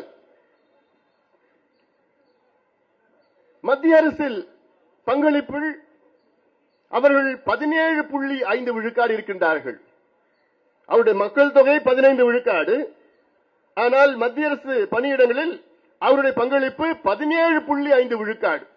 இன்னும் கூடுதலாக இருக்கட்டும், தப்பு கிடையாது. ஏனால் அடக்கப்பட்ட ஒடுக்கப்பட்டவர்கள், காலகாலமாக வஞ்சிக்கப்பட்ட மக்கள் முன்னுக்கு வர வேண்டும், மாற்று கருத்து கிடையாது. அதே போன்ற பழங்குடியினர் சார்ந்தவர்கள், எஸ்டி, அவருடைய இந்தியாவில் மக்கள் தொகையில அவர்கள் 7.5 விழுக்காடு மக்கள் தொகையில. அவர்கள் மத்திய அரசு பணியிடங்களில் அவருடைய பங்களிப்பு 7.7 விழுக்காடு. அவருடைய மக்கள் தொகை பங்களிப்பை விட கூடுதலாக மத்திய அரசு பணியிடங்களில் இருக்கின்றார்கள். அவங்க பாப்புலேஷன் 7.5%, ஆனால் கிடைக்கிறது 7.7%. எஸ்சி பாப்புலேஷன் 15%, கிடைக்கிறது 17.5%. ஓபிசி பாப்புலேஷன் 68%, கிடைக்கிறது 16.5, 16.5. அப்ப என்னையா நியாயம்? இதுதான் சமூக நீதியா? இதை பார்த்துட்டு நம்ம அமைதியா உட்கார்ந்துட்டு இருக்கிறோம். இவ்வளவு மக்கள் தொகை இருக்கு, இவ்வளவு மக்கள் தொகை இருக்கு. ஒரு கணக்கெடுப்பு நடக்கிறது துப்பு கிடையாது. கணக்கெடுப்பு என்ன? கணக்கெடுப்பு எல்லாத்துக்கும் கணக்கெடுப்பு நடக்குது. பட்டியலின சமுதாயத்திற்கு 10 வருஷத்துல ஒரு முறை கணக்கெடுப்பு. எஸ்டி எவ்வளவு கணக்கெடுப்பு நடத்துறாங்க, எஸ்சி எவ்வளவு கணக்கெடுப்பு நடத்துறாங்க, மைனாரிட்டிஸ் எவ்வளவு கணக்கெடுப்பு நடத்துறாங்க, எல்லாமே இருக்கு. ஆனால் பாதிப்பு ஓபிசி மிகப்பெரிய பாதிப்பு. ஆனால் இவர்களுக்கு கணக்கெடுப்பு இல்லை. இப்போ இவங்க கேட்டாங்க இந்த கூட்டத்தில் 12 கோரிக்கைகள். அதில் முக்கியமானது ஒண்ணு, பதவி உயர்வில் இடஒதுக்கீடு வேண்டும் என்று. இது நியாயமான கோரிக்கை. இது இப்ப நான் சொன்ன ஒரு காரணம் சொல்லி இருக்கிறேன்ல, 34 ஆண்டுகள் ஆகியும் 27 விழுக்காடு இடஒதுக்கீடு கிடைத்து 34 ஆண்டுகள் ஆகியும், ஆனால் இன்னைக்கு நம்முடைய பங்களிப்பு எவ்வளவு? வெறும் 16.5 விழுக்காடு. இது எல்லாம் சேர்த்து நான் சொல்றது, group A, B, C, D. இந்த 16.5 விழுக்காட்டுல எவ்வளவு தெரியுமா? குரூப் 1ல வெறும் 2.6 விழுக்காடு. வெறும் 2.6 தான் நமக்கு கிடைக்கிறதுல. அந்த கடநிலை பொறுப்பு பதவிகள் தான். முதல்நிலை பொறுப்புகள் கிடைக்கிறது கிடையாது, இல்ல. அதற்காகத்தானே நாங்கள் கேட்கிறோம் பதவி உயர்வில் இடஒதுக்கீடு வேணும். பாலு அவர்கள் சொன்னார், இங்க சொன்னார். அவர் விட்ட இன்னும் அரை மணி நேரம் அதை பத்தி தெளிவா பேசியிருப்பாரு, நேரம் இல்லை. 2022 வழக்கு வந்தது உச்சநீதிமன்றத்தில். பட்டியலின சமுதாயத்திற்கு பதவி உயர்வு இடஒதுக்கீடு கொடுக்கலாமா வேண்டாமா, அந்த வாதம் எல்லாம் வந்துச்சு. உச்சநீதிமன்ற தீர்ப்பு என்ன சொன்னாங்க? அதுல இருக்கிற தரவுகளை சேகரித்து அவர்களுக்கு பிரதிநிதித்துவம் இல்லை என்றால் அதற்கேற்ப நடவடிக்கைகளை நீங்க எடுக்கலாம். அப்போ இது எஸ்சிக்கு மட்டும் இல்ல, இப்போ ஓபிசிக்கும் தானே பொருந்தும். இது செய்ய வேண்டியதானே அப்போ இது? இன்னைக்கு இருக்கிறதுல பாதாளத்தில் இருக்குது. எங்க போட்டாலும் ஓபிசிக்கு பின்னடைவு தான், எங்க போனாலும் ஓபிசினா பின்னடைவு. ஆனால் மக்கள் தொகையில அவ்வளோ மக்கள் தொகை இருக்கிறோம். ரொம்ப நாளுக்கு பிறகு போராட்டம் செய்து பிறகு நேஷனல் பேக்வர்ட் கிளாஸ் கமிஷன் இதற்கு ஒரு அரசியல் சாசன அங்கீகாரம் கிடைத்தது 2017. ஆனால் அதுக்கு பிறகு சேர்மன் கிடையாது, மெம்பர் கிடையாது. தொடர்ந்து ஐயா பிரதமர் கிட்ட எத்தனையோ கடிதம் எழுதினார். நானும் நாடாளுமன்றத்தில் கேள்வி கேட்டேன், பேசினேன், எல்லாம் பண்ணேன். பிறகு ஐயா அவர்கள் பாலு அழைத்து ஒரு வழக்கை போட்டு, அந்த வழக்கு போட்டதுக்கு பிறகு அது வழக்கு போட்டு 10 மாதத்துக்கு பிறகுதான் சேர்மன், அது அப்புறம் ஒரு மெம்பர். நம்ம எங்கதான் போக போறோம், எங்கதான் போக முடியும்? ஏகே மூர்த்தி சொன்னது போன்று நீங்க எல்லாம் ஒற்றுமையா வாங்க, பலத்தை காமிங்க. பலத்துல இருக்கிறோம்ல, பலத்தை காமிங்க, அப்பதான் நமக்கு கிடைக்கும். புலம்பிட்டு போறதுல அர்த்தமே கிடையாது. அவனுக்கு கிடைச்சிருச்சு, இவங்களுக்கு கிடைச்சிருச்சு, அப்படி கிடைச்சிருச்சு, இப்படி கிடைச்சிருச்சு, புலம்பிட்டு தான் இருக்கிறோம். இத பத்தி அன்புமணி பேசினானா அவன் என்னடா ஜாதியை பேசுறான்னு சொல்லுவானுங்க. இது ஜாதி பிரச்சனை கிடையாது, இது சமூக நீதி பிரச்சனையா? உங்க பிள்ளைங்க உங்க அப்பாங்க எல்லாம் ஏதோ கூலி வேலை செஞ்சுக்கிட்டு விவசாயம் செஞ்சுக்கிட்டு உங்களை கஷ்டப்பட்டு ஏதோ படிக்க வச்சுட்டு நீங்க ஏதோ இந்த பொறுப்புல இருக்கிறீங்க. உங்களுடைய நோக்கம் என்ன? உங்க பிள்ளைகளுக்கு நல்ல கல்வியை கொடுக்கணும், வேலை வாய்ப்பை கூட சுயமரியாதையோட வாழணும், அதுதான் உங்களுடைய கனவு. அதற்கு இவ்வளவு தடைகள் இருக்கிறது. பணியிடங்கள் செய்கின்ற இடத்துல அவ்வளோ தடைகள் இருக்கிறது. இன்னொரு மற்றொரு கோரிக்கை என்ன? இங்க இருக்கின்ற பணியிடங்களில் உள்ளூர் மக்கள், குறிப்பாக தமிழர்களுக்கு தமிழ்நாட்டிலே பணியிடங்கள் இருக்க வேண்டும். நான் வெளியிலிருந்து கொண்டு வரவான சொல்லல. நான் சொல்றது குரூப் சி, குரூப் டி 100 விழுக்காடு தமிழ்நாட்டை சார்ந்தவர்கள், தமிழ்நாட்டில் இருக்கின்ற பணியிடம் தமிழ்நாட்டை சார்ந்தவர்களுக்கு இருக்கணும் 100 விழுக்காடு. குரூப் பி அதுல 50 விழுக்காடு தமிழ்நாட்டை சார்ந்தவர்களுக்கு, தமிழ்நாட்டு பணியிடங்களை தமிழ்நாட்டை சார்ந்தவர்களுக்கு இருக்க வேண்டும் 50 விழுக்காடு. குரூப் ஏல நீங்க எப்படி வேணா பண்ணிட்டு போங்க. அதுல ஒரு குறிப்பிட்ட அளவுக்கு ஒரு 20 விழுக்காடுன்னா ஒதுக்கீடு கொடுக்கணும், தமிழ்நாட்டை சார்ந்தவர்கள் கொடுக்கணும். ஏன்னா அது அந்த குரூப் ஏ வந்து டிரான்ஸ்பரபிள் வேலைகள். இதுதான் உண்மையான சமூக நீதி. இதை நிச்சயமாக நடைமுறைப்படுத்த வேண்டும். வெளியிலிருந்து அங்க வர வேண்டாம் நான் சொல்லல. இங்க இருக்கிறவங்களுக்கு வேலை இல்லை, இங்க இருக்கிற நம்ம மைந்தர்களுக்கு வேலை கிடையாது. வெளிநாட்டுல வடநாட்டுல எப்படி அந்த தேர்வு நடத்துறாங்கன்னு எங்களுக்கு எல்லாம் தெரியும், உங்களுக்கும் தெரியும். பீகார்ல தேர்வு நடத்துவது, யூபியில தேர்வு நடத்துவது, ஜார்க்கண்ட்ல தேர்வு நடத்துவதெல்லாம் தெரியும். RRB மத்த எல்லா தேர்வு நடத்துவதெல்லாம் உள்ள எல்லாம் அது வெளியில சொன்னா அவ்வளவுதான் அசிங்கம். நம்ம பிள்ளைங்க போட்டி போட முடியல. இதெல்லாம் இவ்வளவு கோரிக்கைகள் இருக்கிறது, இதை செயல்படுத்த வேண்டும். இவ்வளவு கோரிக்கைகள் இருக்கு, செயல்படுத்தும். எங்களுடைய மருத்துவர் ஐயா அவர்கள், இன்னைக்கு ஐயாவுக்கு 86 வயது, 45 ஆண்டு காலம் சமூக நீதிக்காக போராடி வந்து கொண்டிருக்கின்றார். எங்களுடைய மருத்துவர் ஐயா அவர்கள் 45 ஆண்டு காலம். நினைச்சு பாருங்க, ஒரு மனுஷன் 45 வருஷமா இந்த மக்கள் முன்னேறணும். இந்த மக்கள் ஏதோ ஒரு குறிப்பிட்ட ஜாதி கிடையாது, பின்தங்கிய மக்கள், எல்லா சமுதாயத்தை சார்ந்தவர்கள் முன்னேற வேண்டும் என்று தொடர்ந்து அவருடைய வாழ்க்கை பயணம் இதுதான். முன்னேறணும், இந்த மக்களை எப்படியே முன்னேற்றுவது, ஒன்னொன்னும் சிந்திச்சு இன்றைக்கு வரைக்கும் போராடிட்டு இருக்கிறார் மருத்துவர் ஐயா அவர்கள். இன்னைக்கு சமூக நீதி என்று இந்தியாவிலே சொன்னால் எங்களை பொறுத்த வரைக்கும் அதற்கு மறுபெயர் மருத்துவர் ஐயா அவர்கள். இன்னைக்கு 86 வயதுல. ஏன் நான் சொல்றேன்னா, எந்த தைரியத்தில் எந்த நம்பிக்கையில நான் சொல்றேன்னா, இன்னைக்கு மருத்துவர் ஐயா அவர்கள் தமிழ்நாட்டில் இந்தியாவில் 6 இடஒதுக்கீடுகளை பெற்று தந்திருக்கின்றார்கள். 6 இடஒதுக்கீடுகள். நினைச்சு பாருங்க, ஒரு மனுஷன் தமிழ்நாட்டில் இந்தியாவில் 6 இடஒதுக்கீடுகள். வேற எந்தாவது இப்ப இருக்கிற ஒரு தலைவர், ஏதாவது ஒரு தலைவர் ஒரு இடஒதுக்கீடு பெற்று தந்த ஒரு தலைவர் யாராவது உங்களுக்கு ஞாபகம் வருதா? நினைவு வருதா? யாருமே இல்லையே. எப்படி பார்த்தாலும் இல்ல. தனசேகர் அவர்கள் சொன்னாரு 97ல 98ல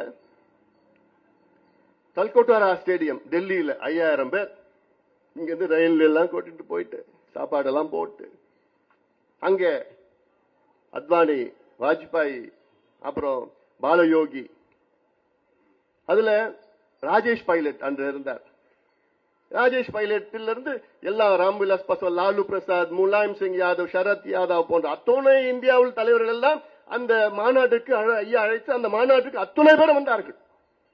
அந்த மேடையில ராஜேஷ் பைலட் ஐயாவை பார்த்து கையை பிடிச்சி he is the leader of India's OBC என்று ஐயா கையை பிடிச்சி ராஜேஷ் பைலட் சொல்றார்.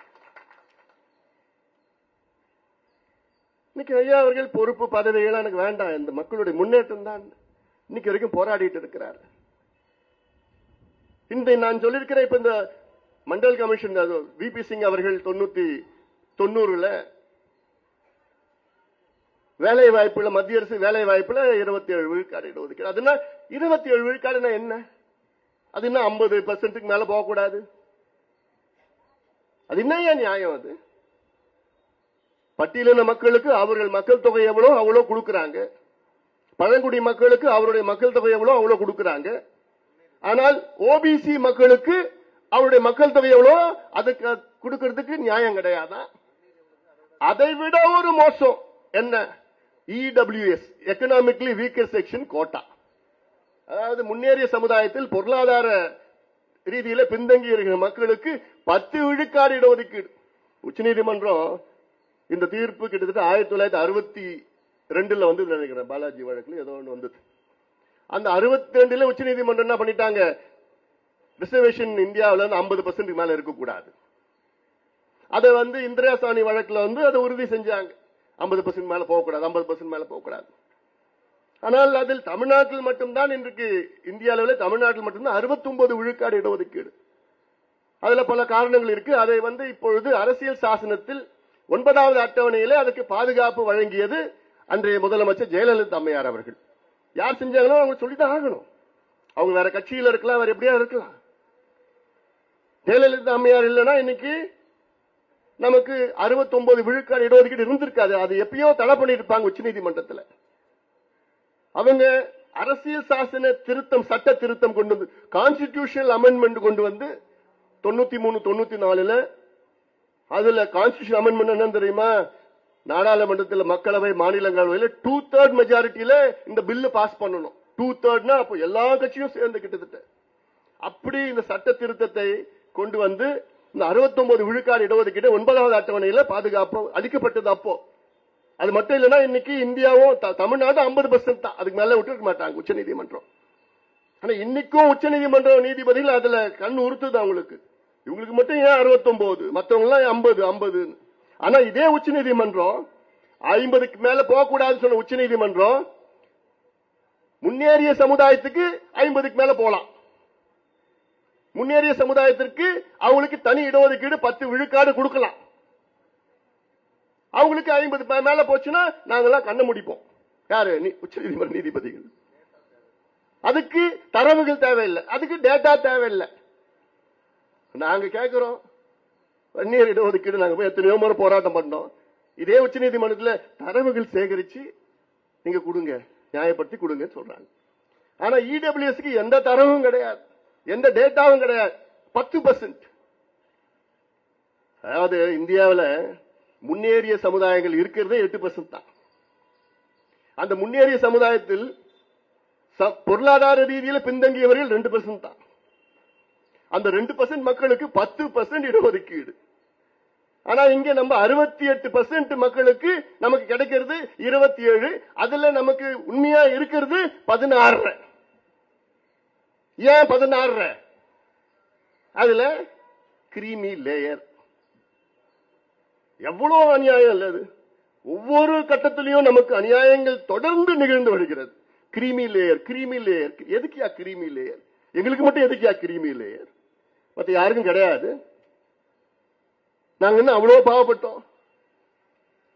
அதுல போராட்டம் பண்ணி முதல்ல 3 லட்சம், அப்புறம் 5 லட்சம், இப்ப பெரிய மனசு பண்ணி 8 லட்சம். 8 லட்சம் கிட்டத்தட்ட 8 வருஷமா இருக்குது. அதுல அந்த குழு, பல குழுக்கள் 15 விழுக்காடு 15 லட்சம் கொடுக்கணும்னா எவ்வளவு பரிந்துரைகள் இருக்கு. குறைஞ்சது 12 கொடுக்கலாமா? அதை பத்தி கவலை இல்லை, அக்கறை இல்லை. எத்தனையோ முறை கேட்டுட்டோம், இன்னும் தொடர்ந்து போராடி தான் இருக்கிறோம். இது விட்டுட்டு போறது கிடையாது. நியாயமா எப்படி செஞ்சிருக்கணும்? நீ கிரீமி லேயர் போடுறீங்களா, 8 லட்சம் ரூபாய் கிரீமி லேயர் போடுறீங்க. சரி, கிரீமி லேயர்ல இருக்கிற ஓபிசி அவங்களுக்கு முன்னுரிமை கொடுங்க. 8 லட்சத்துக்கு கீழே இருக்கிற ஓபிசிக்கு முதல்ல முன்னுரிமை கொடுங்க. மீதி இருக்கிற எவ்வளவு சீட்ஸ் இருக்குதோ அதுல கிரீமி லேயர் இல்லாத ஓபிசிக்கு நீங்க மற்ற இடங்கள கொடுங்க. இதுதானே சமூக நீதி, இதானே நேச்சுரல் ஜஸ்டிஸ், இதானே சமூக நீதி, சோசியல் ஜஸ்டிஸ். இல்ல அதெல்லாம் நாங்க பண்ண மாட்டோம். கிரீமி லேயர் 8 லட்சம் ரூபாய்க்கு குறைவானவர்களுக்கு இடத்தை கொடுத்துட்டு அதுக்கு மேல உள்ளவர்களுக்கு அந்த சீட் எல்லாம் ஓபன் காம்படிஷன்ல கொண்டு போவோம்.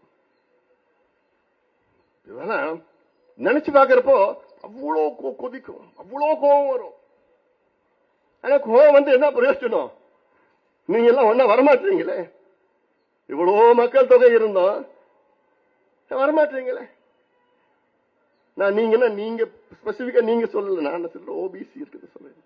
எல்லாம் வாங்க. அதுல இன்னொரு என்னன்னா ஓபிசிக்குள்ளேயே 27 விழுக்காடு இடஒதுக்கீடு, அதுலயே பல பிரச்சனைகள்லாம் இருக்கு. இப்ப ரோஹிணி கமிஷன் ஒன்று விட்டாங்க, நீதியரசர் ரோஹிணி அந்த அம்மா வந்தாங்க 2017. அவங்க 2018 நியமனம் பண்ணாங்க. இப்போ அவங்க ரெக்கமெண்டேஷன் வெளியில வரல, ஆனால் செய்திகள் வந்திருக்கு. இப்போ ஓபிசில 2633 சமுதாயங்கள் ஜாதிகள் இருக்கிறது ஓபிசில. அந்த 2633 சமுதாயங்கள்ல வெறும் 10 சமுதாயம் 24.8 விழுக்காடு இடத்தை எடுத்துட்டு போறாங்க. வெறும் 10 சமுதாயம்.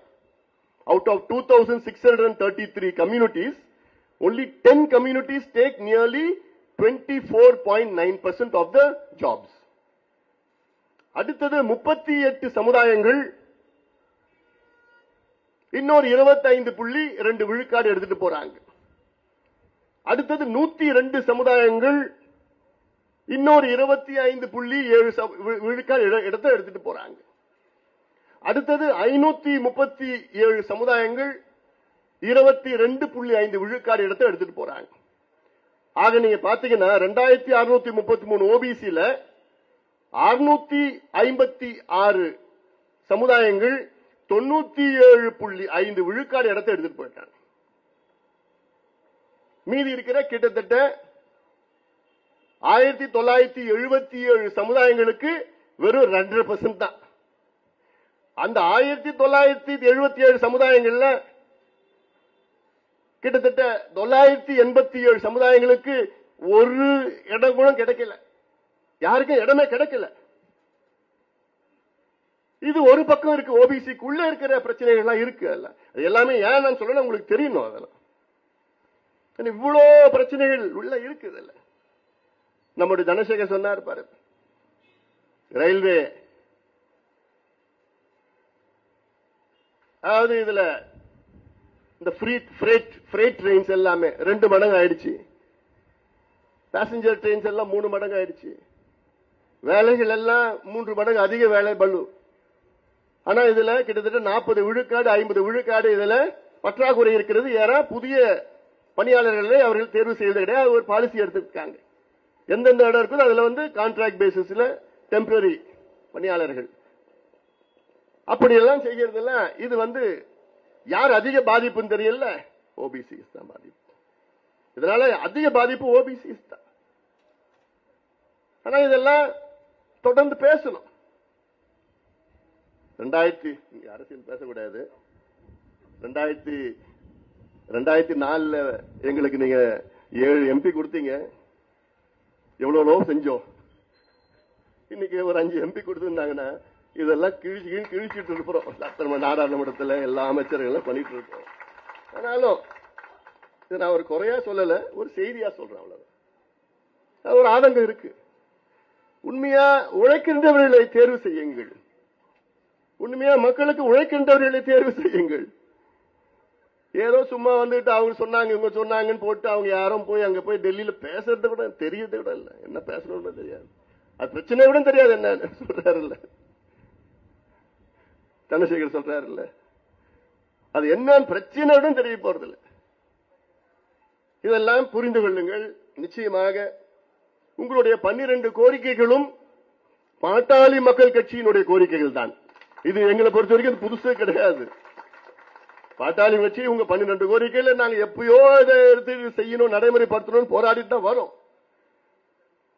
அதனால இது உங்க கோரிக்கைகள் மட்டுமல்ல, இது என்னுடைய கோரிக்கைகள், எங்களுடைய கோரிக்கைகள், எங்கள் கட்சியினுடைய கோரிக்கைகள், எங்கள் மருத்துவர் ஐயாவுடைய கோரிக்கைகள் உறுதியாக நிறைவேற்ற வேண்டும் என இதை நிச்சயமாக முயற்சின்னு நான் சொல்ல மாட்டேன். இது போராட்டங்கள் நடத்தணும். போராட்டம் நடத்துவதற்கு தயாராக நாங்கள் இருக்கிறோம். ஏன்னா எங்க வாழ்க்கையே போராட்டம் தான். சொல்லியிருக்கிற எங்க ஐயா 6 இடஒதுக்கீடுகள் இங்க 87 போராட்டம் நடந்து கிட்டத்தட்ட 21 உயிர்கள் ஒரே நாள்ல இழந்தோம். அந்த வாரத்துல கிட்டத்தட்ட 29-30 உயிர்கள் அந்த வாரத்துல மட்டும் இழந்தோம். அந்த இடஒதுக்கீடு போராட்டத்துக்கு 100கணக்கான உயிர்களை இழந்திருக்கிறோம். எம்பிசின்னு ஒன்று உருவாக்கி எங்களுடைய மருத்துவர் ஐயா அவர்கள், எம்பிசி மோஸ்ட் பேக்வர்ட் கிளாஸ். அதன் பிறகு அருந்ததிகளுக்கு உள்ஒதுக்கீடு வேண்டும் என்று பல போராட்டம் நடத்தி அதை பெற்று தந்தது மருத்துவர் ஐயா அவர்கள். அதே போன்ற சிறுபான்மை மக்கள், குறிப்பாக இஸ்லாமியர்களுக்கு ஒதுக்கீடு 3.5 விழுக்காடு ஒதுக்கீடு எத்தனையோ போராட்டங்கள் செய்துதான் கலைஞர் அவர்களை கொடுத்தாரு. கலைஞர் ஆட்சியில் கொடுத்தாங்க. போராட்டம் கொடுத்திருக்காங்க, கிடைச்சிருக்காது.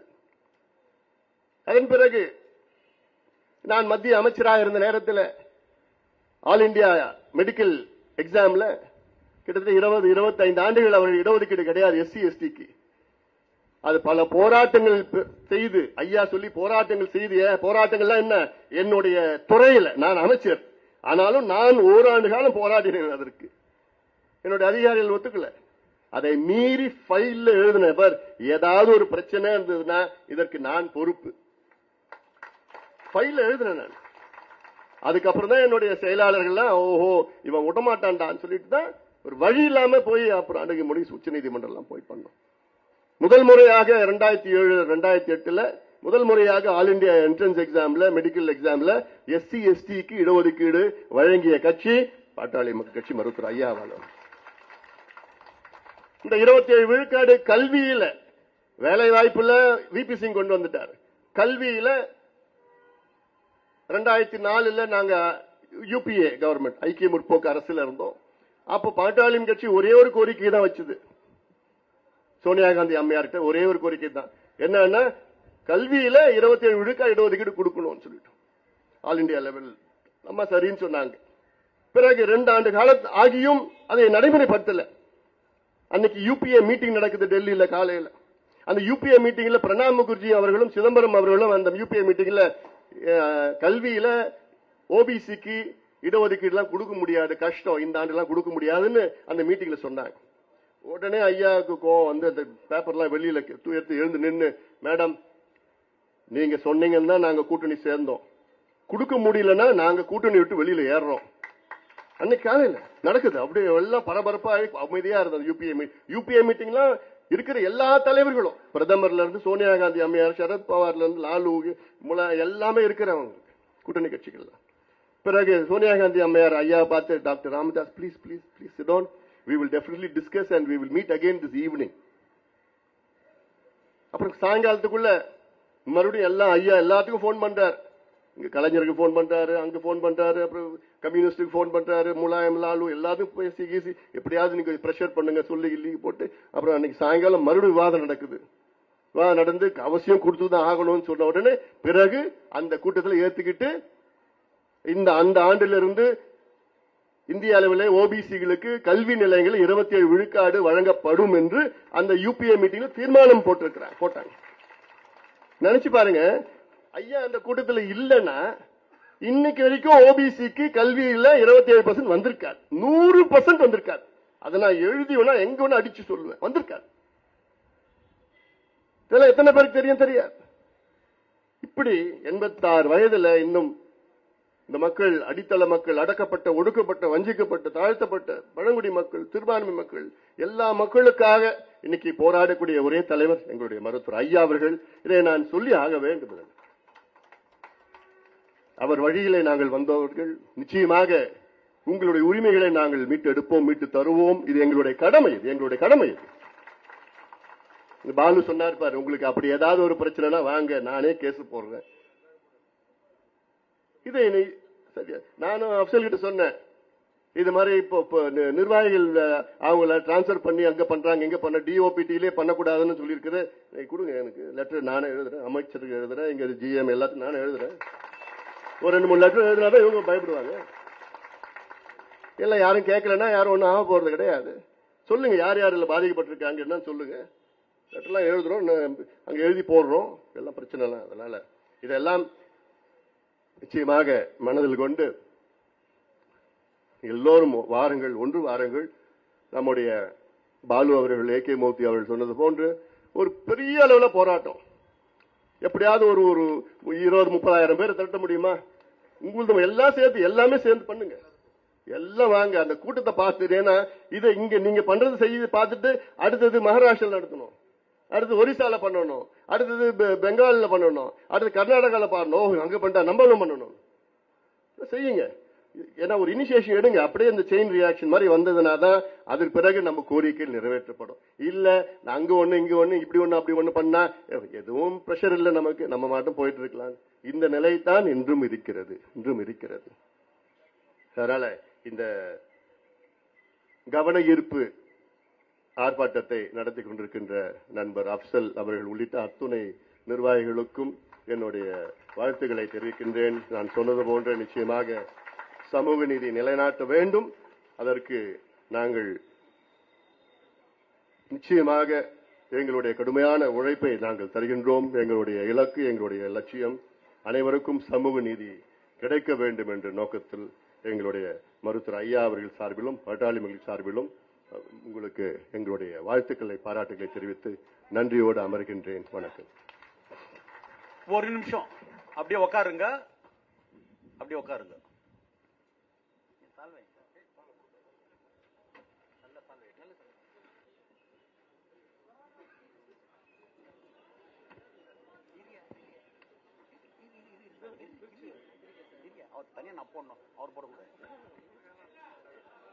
ஹலோ, இப்போ ஒரு நிமிஷம் இருங்க.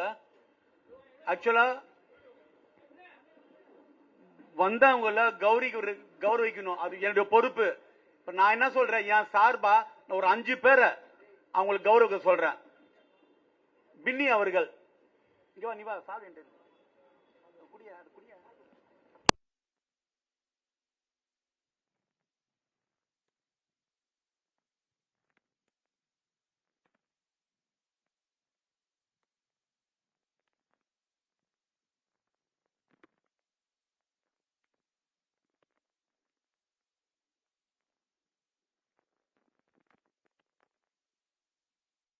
பிரகாஷ் எங்க?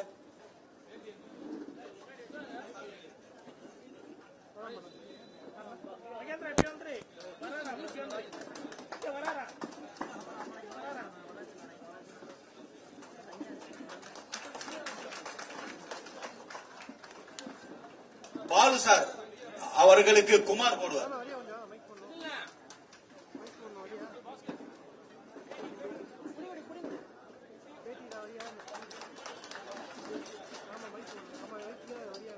NCOBC உடைய பொதுச் செயலாளர் தர்சை சார் அவர்களுக்கு லோகோர்ஸ் 7 மேல போடுவார்.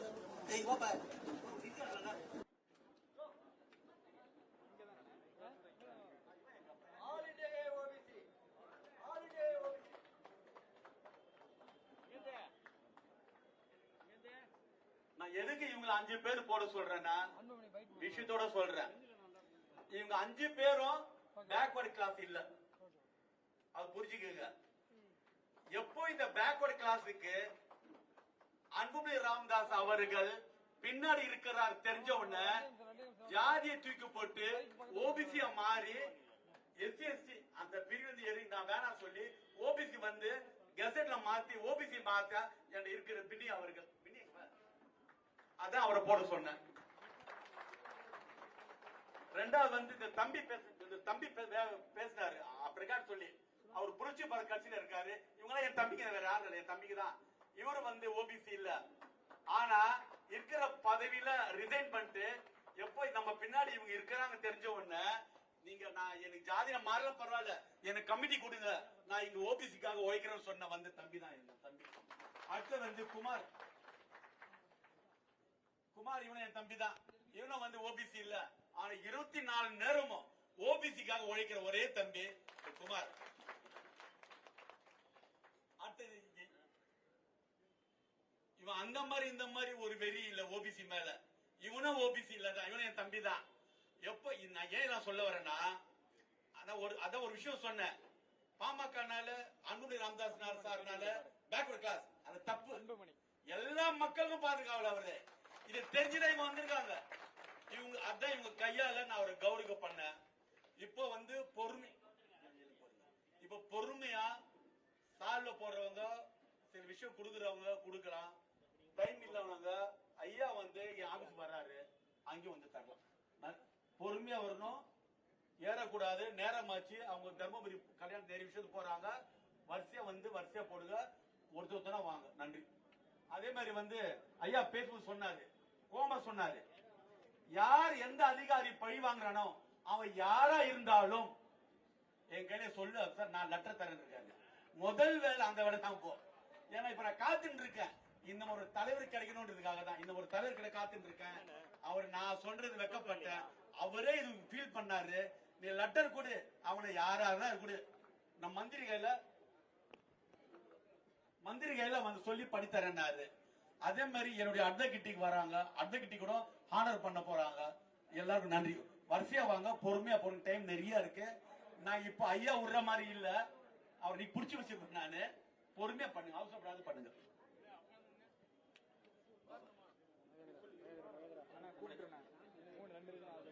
ஜிஓசி பணிமணி கோட்டை தலைவர்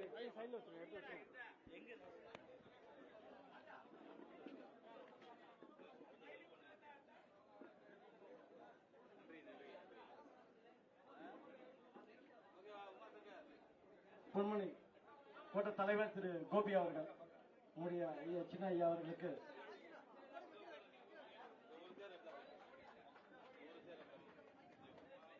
மதுரை கோட்ட செயலாளர் திரு செல்வகுமார் அவர்கள்,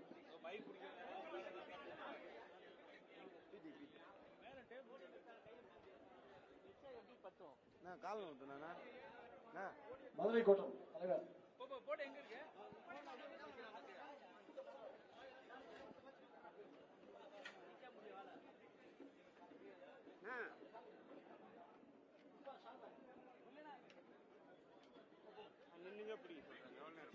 திருச்சி கோட்டத்தினுடைய செயலாளர் திரு ஜனார்த்தனன் மற்றும் மற்ற நிர்வாகிகள்.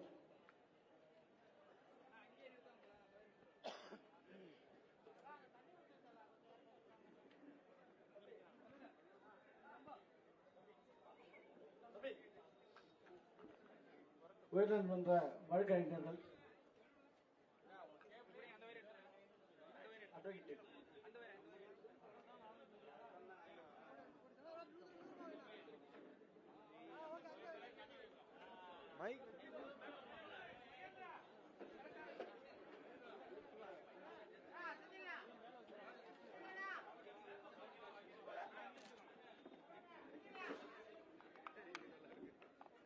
ஆவடி கான்செப்டுடைய செயலாளர் திரு ராஜ்குமார் அவர்கள்,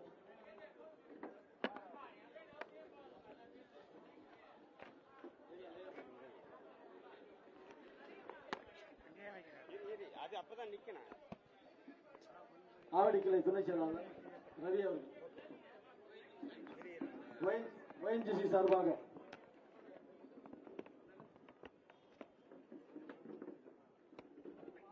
பாருப்பா பின்னாடியா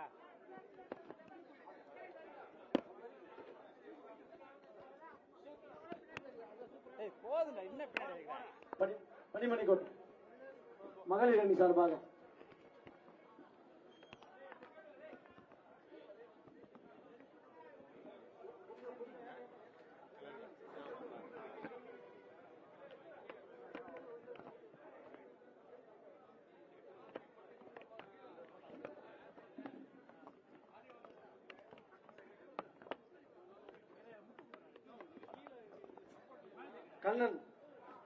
கண்ணன் செயலாளர் அவர்கள் வரும்.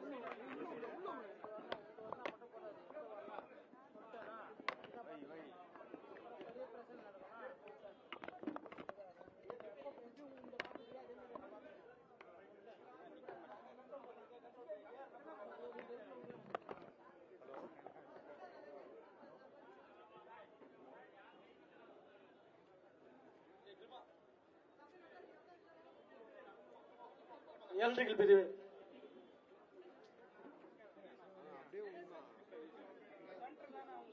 Ganesan, extra division. Kuppan mechanic department திரு டில்லி அவர்கள், திரு ராஜ்குமார் அவர்கள் லோகோ ஒர்க்ஸ். என்ன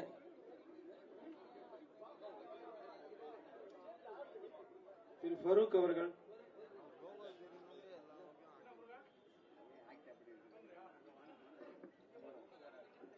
திரு ஜெகதீஷ் அவர்கள் எக்ஸ்ட்ரா டிவிஷன், அஜித் அவர்கள்,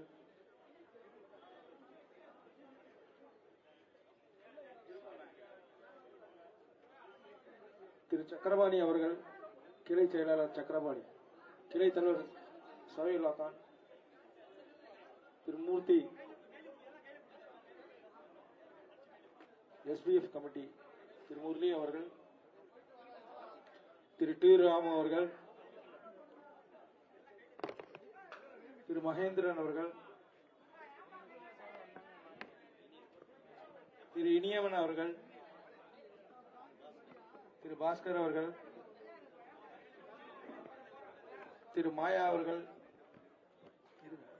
திரு கலைச்செல்வி அவர்கள்,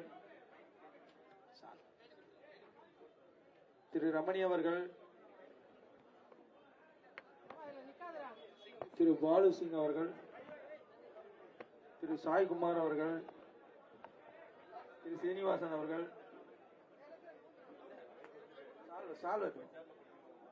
திரு ஸ்ரீனிவாசன் அவர்கள், திரு பிரபு அவர்கள்,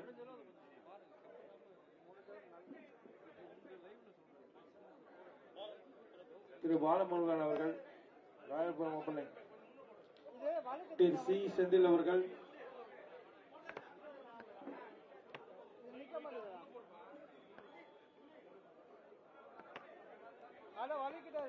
திரு எத்திராஜ் அவர்கள்,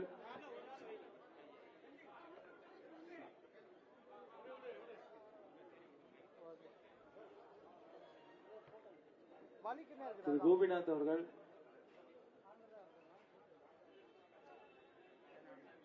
ஆமா நான் தான் ஆன் பண்ணலாம்.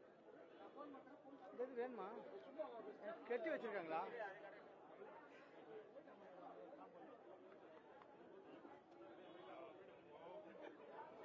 திரு கணேசன் அவர்கள், அப்படி ஏதாவது இதாச்சுன்னா தூக்கி இந்த பக்கம் மாத்திக்கலாம். ஓகேங்களா? மாத்த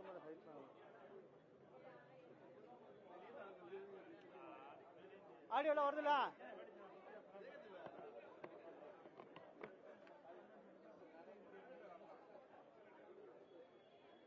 இல்ல எனக்கு தெரிஞ்சு இதை எடுத்துங்க. இல்ல பின்னாடி ஆமா அது வலிக்குன்னு இருக்குதுல்ல, அதுதான் கரெக்டா இருக்கு. ஓகே ஓகே கரெக்டா இருக்கு எல்லாம்.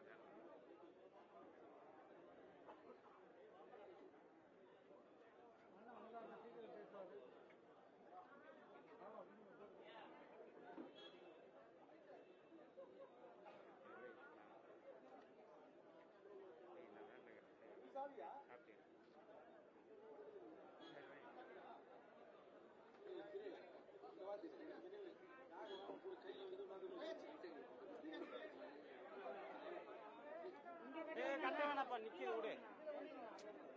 நிக்கிதுண்ணா விடுண்ணா, இதுதான் சேஃப்டி. போடு போடு, கட்டு அப்படியே கட்டு, அப்படியே எடுத்து கட்டு, அப்படியே கட்டு. இதுதான் கரெக்டா இருக்கு, எங்கே கட்டு. அப்படிதான்.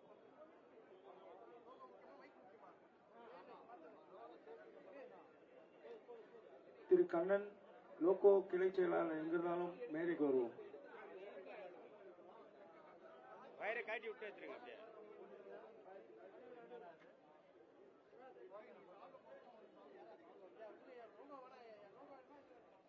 திரு செந்தில்குமார் அவர்கள், திரு கணேசன்,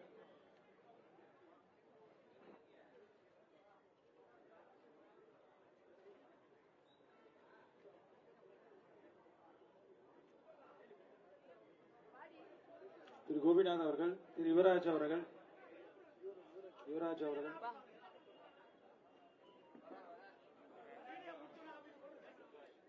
மீடியா சாலை இழந்தவர்கள் பொதுச் செயலாளருடைய அலுவலகம் வர வேண்டும் என்று கேட்டுக்கொள்கிறோம். மீடியாவை பேட்டி கொடுத்த பிறகு அலுவலகம் தாண்ட வர வேண்டும்.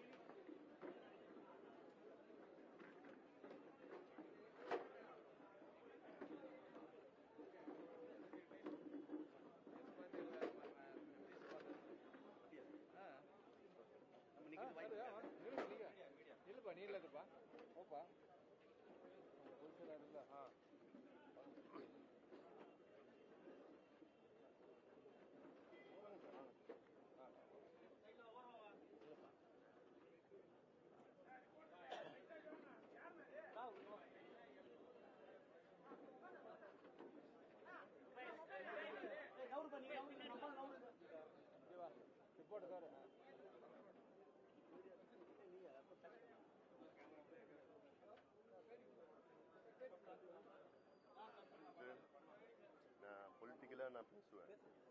அதுல நீங்க நீங்க அசோசியேஷன் இருக்கீங்க. அதனால இல்ல ஓபிசி இஷ்யூஸ் பேசுறப்ப நீங்க இருக்கலாம். நான் அதுக்கப்புறம் நான் பொலிட்டிக்கலா பேசுறப்ப நீங்க வேண்டாம். ஆமா. அன்பு ஊடக நண்பர்களுக்கு வணக்கம். இன்று AIOBC south zone railway federation association அவர்கள் 12 கோரிக்கைகளை நிறைவேற்ற வேண்டும் என ஒரு கவன ஈர்ப்பு ஆர்ப்பாட்டம் நடத்தினார்கள். அதில் நாங்கள் எல்லாம் கலந்து கொண்டோம். அவருடைய 12 கோரிக்கைகளும் நியாயமான கோரிக்கைகள். அதில் முக்கியமான கோரிக்கைகள் பணி உயர்வில் இடஒதுக்கீடு ஓபிசிகளுக்கு கொடுக்க வேண்டும். அடுத்தது தமிழ்நாட்டில் உள்ள கடைநிலை வேலைகளுக்கு தமிழர்களுக்கு முன்னுரிமை வழங்க வேண்டும். இது போன்ற பல கோரிக்கைகள் எல்லாம் கேட்டார்கள். நியாயமான கோரிக்கைகள் நிறைவேற்ற வேண்டும் என. இதை தொடர்ந்து நாங்கள் இந்த பிரச்சனை எல்லாம் எடுத்து மத்திய அரசிடம் வலியுறுத்தி ரயில்வே துறை அமைச்சரை சந்தித்து நாடாளுமன்றத்திலே அழுத்தம் கொடுத்து ஓபிசிகளுக்கு நியாயம் வழங்க வேண்டும் என தொடர்ந்து நாங்கள் போராடுவோம்.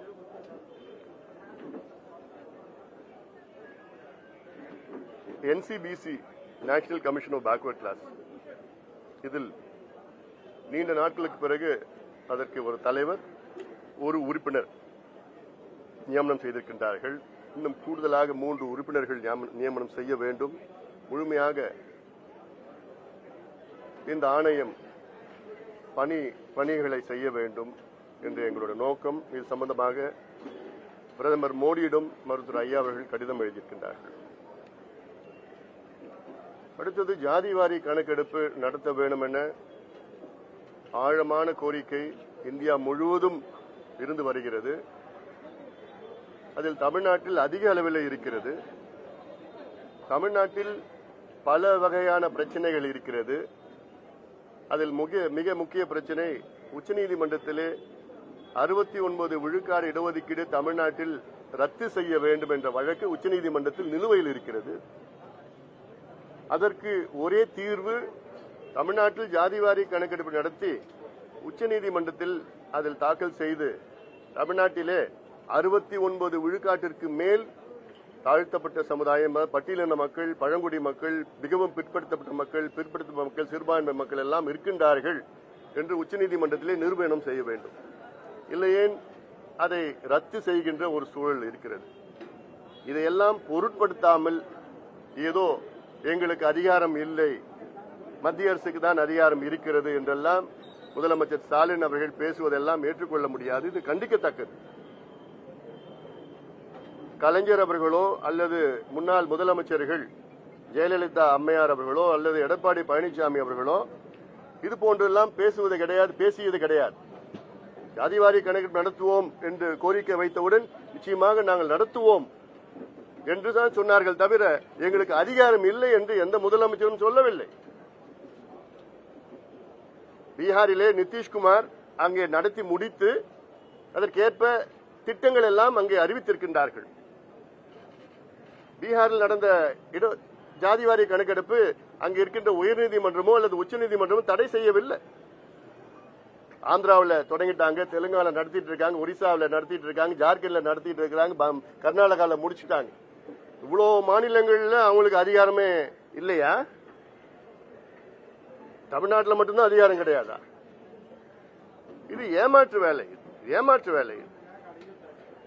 இது உடனடியாக நடத்த வேண்டும். இந்தியன் ஸ்டாட்டிஸ்டிக்கல் ஆக்ட் 2008 படி பஞ்சாயத்து தலைவர் கூட அதிகாரம் இருக்கு. முதலமைச்சருக்கு அதிகாரம் இல்லை என்று சொல்வது ஏற்றுக்கொள்ள முடியாது. அது உடனடியாக அதை செய்ய வேண்டும். இல்லையே 69 விழுக்காடு இடஒதுக்கீட்டை நாம் இழக்கின்ற ஒரு மிகப்பெரிய ஒரு ஆபத்தான ஒரு சூழல் நிலவிக் கொண்டிருக்கிறது. இது அடுத்தது. இப்போ இன்று காலை கிண்டியில் உள்ள கலைஞர் நூற்றாண்டு விழா மருத்துவமனையில் மருத்துவர் பாலாஜி என்ற ஒரு மூத்த மருத்துவர், ஆன்காலஜிஸ்ட், அவர் கொடூரமான முறையில் அவரை தாக்கியிருக்கின்றார்கள். ஆபத்தான ஒரு சூழலில் இன்று ஐசியூவிலே உயிருக்கு போராடி கொண்டிருக்கின்றார். தமிழ்நாடு முழுவதும் இந்த நிலைத்தான். சட்டம் ஒழுங்கு அப்படின்னு எதுவுமே கிடையாதுங்க. முதலமைச்சர் கீழ் இயங்கிக் கொண்டிருக்கின்ற காவல்துறை எதை பற்றியும் அவங்களுக்கு கவலை இல்லை. மருத்துவர்களுக்கு மட்டும் கிடையாது, சாமானிய மக்களுக்கும் தமிழ்நாட்டில் பாதுகாப்பு கிடையாது. இவங்க ஆட்சிக்கு வந்து தமிழ்நாட்டில் 3 ஆண்டுகளில் 6000 கொலைகள் நடந்திருக்கிறது. 6000 கொலைகள் இந்த 3 ஆண்டுகள். அப்புறம் என்ன சட்டம், என்ன ஒழுங்கு? கிட்டத்தட்ட 55,000 கொள்ளைகள் சம்பவங்கள் நடந்திருக்கிறது இந்த 3 ஆண்டுகளில். ஒரு காலத்தில் தமிழ்நாடு காவல்துறை ஸ்காட்லாந்து யாருக்கு நிகரான ஒரு காவல்துறையாக இருந்த காலெல்லாம் போயிட்டு இன்னைக்கு ஒரு நபர் மேடையில் பேசுறாரு. வன்னியர் சங்கம் தலைவருடைய தலையை நான் எடுப்பேன்னு ஒருத்தர் மேடையில் பேசுறாரு. ஆனா அந்த நபர் மீது எந்த நடவடிக்கையும் கிடையாது. அவர் எந்த சங்கத்தில் வேணா இருக்கட்டும், யார் வேணா இருக்கட்டும், எந்த அமைப்பில் வேணா இருக்கட்டும், ஒரு நபர் மேடையில மைக்ல நான் இன்னொருத்தர் கொலை செய்யப்பேன், தலை எடுப்பேன்னு ஒருத்தர் பேசுறாரு. இன்னைக்கு வரைக்கும் அந்த நபர் மீது நடவடிக்கை எடுக்கல. இதுதான் காவல்துறையுடைய கோழைத்தனமா நான் பாக்குறேன். காவல்துறை ஏன் இவ்வளவு கோழையா இருக்கிறீங்க? காவல்துறைக்கு முதுகெலும்பு இல்லையா? உங்களுக்கு என்ன பயம்? அப்போ யார்கிட்ட பயப்படுறீங்க? இது அடிப்படை சட்டம் ஒழுங்கு, அடிப்படை பேசிக் லா அண்ட் ஆர்டர். ஒருத்தன் மிரட்டுறான், தலையெடுப்போன்னு மிரட்டுறானா இந்நேரம் அவனை ஜெயில பிடிச்சு போட்டு குண்டர் சட்டத்தில் அடைக்கணும். அப்போ இந்த நிலை தான் தொடர்ந்து 6000 கொலைகள் சொல்லிருக்கேன். பயமே இல்லை. ஆம்ஸ்டாங் கொலையில இருந்து, அரசியல் கொலையில இருந்து எல்லாம் கொலை நடக்கும். எல்லாம் வந்து இன்னைக்கு பார்த்தா மருத்துவமனையில வந்துருச்சு. பண்ணி மருத்துவர்களுக்கு பாதுகாப்பு இல்லை. வெஸ்ட் பெங்கால்ல நடந்த சம்பவம் அது வேற விதமான சம்பவம். அது அதனால இங்கேயே பாதுகாப்பு வேணும், மருத்துவர்களுக்கு பாதுகாப்பு வேண்டும். அதற்கு அரசாங்கம் இன்னும் கவனம் செலுத்த வேண்டும். மெத்தனமா ஏதோ வரோம் போறோம் ஏதோ இருக்கிறாங்க, அவ்வளவுதான். நேற்று பாத்தீங்கன்னா டிஜிட்டல் சர்வேன்னு சொல்லிட்டு திருவண்ணாமலை மாவட்டத்தில் 2 பெண்கள், கல்லூரி படிக்கின்ற பெண்கள், வரப்புல போறப்போ ஒன்னு பாம்பு கடிச்சு, இன்னொன்னு பூச்சி கடிச்சிருச்சு. நான் இதுக்கு ஒரு வாரத்துக்கு முன்பு நான் அறிக்கை விட்டுருக்கேன். நான் இந்த மாணவிகள் எல்லாம் பயன்படுத்தாதீங்க, அவங்க படிப்பு கெட்டு போயிடுது, அவங்க ஆபத்தான சூழல் இருக்கு, அவங்க நிலத்துல போறாங்க, கிராமத்துல போறாங்க, வயல்ல போயிட்டு இருக்காங்க, ராத்திரி பகல் போயிட்டு இருக்காங்க, எல்லாம் சொல்லிதான் நான் சொன்னேன். நேற்று பார்த்தா நடந்திருக்கு, சம்பவம் நடந்திருக்கு. அப்ப என்னதான் நினைச்சிட்டு இருக்கீங்க நீங்க? நாங்க ஆட்சிக்கு வந்தா 5,50,000 அரசு ஊழியர்களை நாங்க நியமனம் பண்ணுவோம் அப்படின்னு சொன்ன முதலமைச்சர், இன்னைக்கு அவர் வாயில சொன்னது 68,000 பேர் அரசு ஊழியர்களாக நியமனம் பண்ணிருக்கிறோம். அந்த 68,000 பேர்ல 32,000 பேர் டெம்பரரி. சொல்றது ஒண்ணு, செய்யறது ஒண்ணு. அதனால நிச்சயமாக இந்த நிலை தொடரக்கூடாது. சட்டம் ஒழுங்கு ரொம்ப கெட்டு போயிடுச்சு. அதனால என்ன பாதிப்புனா பாத்தீங்கன்னா தெரு தெருவா கஞ்சா வித்துட்டு இருக்கிறாங்க. இது எத்தனையோ முறை சொல்லியாச்சு. கஞ்சா மட்டும் இல்ல, கஞ்சாவோட மோசமானது காக்கைன், ஹெரோயின், ஆம்பிட்டமின், எல்எஸ்டி. அமெரிக்காவில் என்னென்ன போதைப் பொருள் கிடைக்குதோ அத்தனையும் தமிழ்நாட்டில் சரளமா கிடைக்குது. எங்க பார்த்தாலும் கிடைக்குது. கல்லூரி வாசல்ல கிடைக்குது, பள்ளிக்கூட வாசல்ல கிடைக்குது. முதலமைச்சருக்கு எந்த அக்கறையுமே கிடையாது. ஏதோ அவரு வராரு போறாரு, அவ்வளவுதான். கேட்ட நடவடிக்கை எடுப்போம்னு சொல்லிட்டு போயிடறாங்க. 3 தலைமுறைகளை மதுவுக்கு அடிமை ஆக்கி ஆக்கி ஆக்கி நாசப்படுத்திட்டீங்க. இப்ப இந்த தலைமுறையை போதைப் பொருட்கள் அதிகமாக எங்க இருந்தோ பாகிஸ்தான்ல இருந்து வருது, தமிழ்நாட்டில் கிடைக்குது, இலங்கைக்கு போகுது, அங்க இருந்து இங்க திருப்பி இங்க வருது, மேற்கு தொடர்ச்சி மலையில இருந்து வருது, சரக்கு வருது, எல்லாமே இங்க வந்து ஆந்திரால இருந்து இங்க திருவண்ணாமலை மாவட்டத்தில் போய் பாருங்க. திருவண்ணாமலை மாவட்டத்தில் கிராமத்தில் போய் நான் பார்த்தேன். எத்தனையோ ஆயிரக்கணக்கான இளைஞர்கள் போதை பழக்கத்தில் அப்படியே ஒல்லியா சப்பி போய் அப்படியே இருக்கிறாங்க. ரொம்ப மோசமா இருக்கு. ஆனா அங்க இருக்கிற அமைச்சர்களுக்கும் அக்கறை கிடையாது. எந்த அமைச்சர்களுக்கும் அக்கறை கிடையாது. நோக்கமே இன்னும் டாஸ்மார்க் அதிகப்படுத்தணும், இன்னும் எப்படி பண்ணணும், என்னென்ன பண்ணணும், 2 கவுண்டர் போடணும், 3 கவுண்டர் போடணும். ஹாஸ்பிட்டல்ல கவுண்டர் இல்லாம இன்க்ரீஸ் பண்ண மாட்டாங்க. எவ்வளவு பேஷண்ட் வராங்களோ அதெல்லாம் இல்ல. டாஸ்மார்க்ல வராங்களாம், அதுக்கு கவுண்டர் நிக்க கூடாதான், கியூல நிக்க கூடாதான், அதுக்கு கவுண்டர் போடுங்க. என்ன ஆட்சி பண்ணிட்டு இருக்கீங்க? மக்கள் விரோத ஆட்சி தமிழ்நாட்டில் நடந்து கொண்டிருக்கிறது. முதலமைச்சர் அவர்கள் உடனடியாக சட்டம் ஒழுங்க கையில எடுங்க. உங்க துறை தான் அது. காவல்துறை பேரு கெட்டு போயிட்டு இருக்குது. எங்க பார்த்தாலும் அங்கங்க பிரச்சனை, அங்கங்க பிரச்சனை. பாதிக்கப்பட்ட மக்கள் அவங்க மேல அவங்களுக்கு நியாயமான காவல்துறையில செயல்படல. யார் இந்த சம்பவம் செய்யறாங்களோ அவங்களுக்கு பாதுகாப்பா இருக்குது. கேள்விகள் என்ன இருக்கா?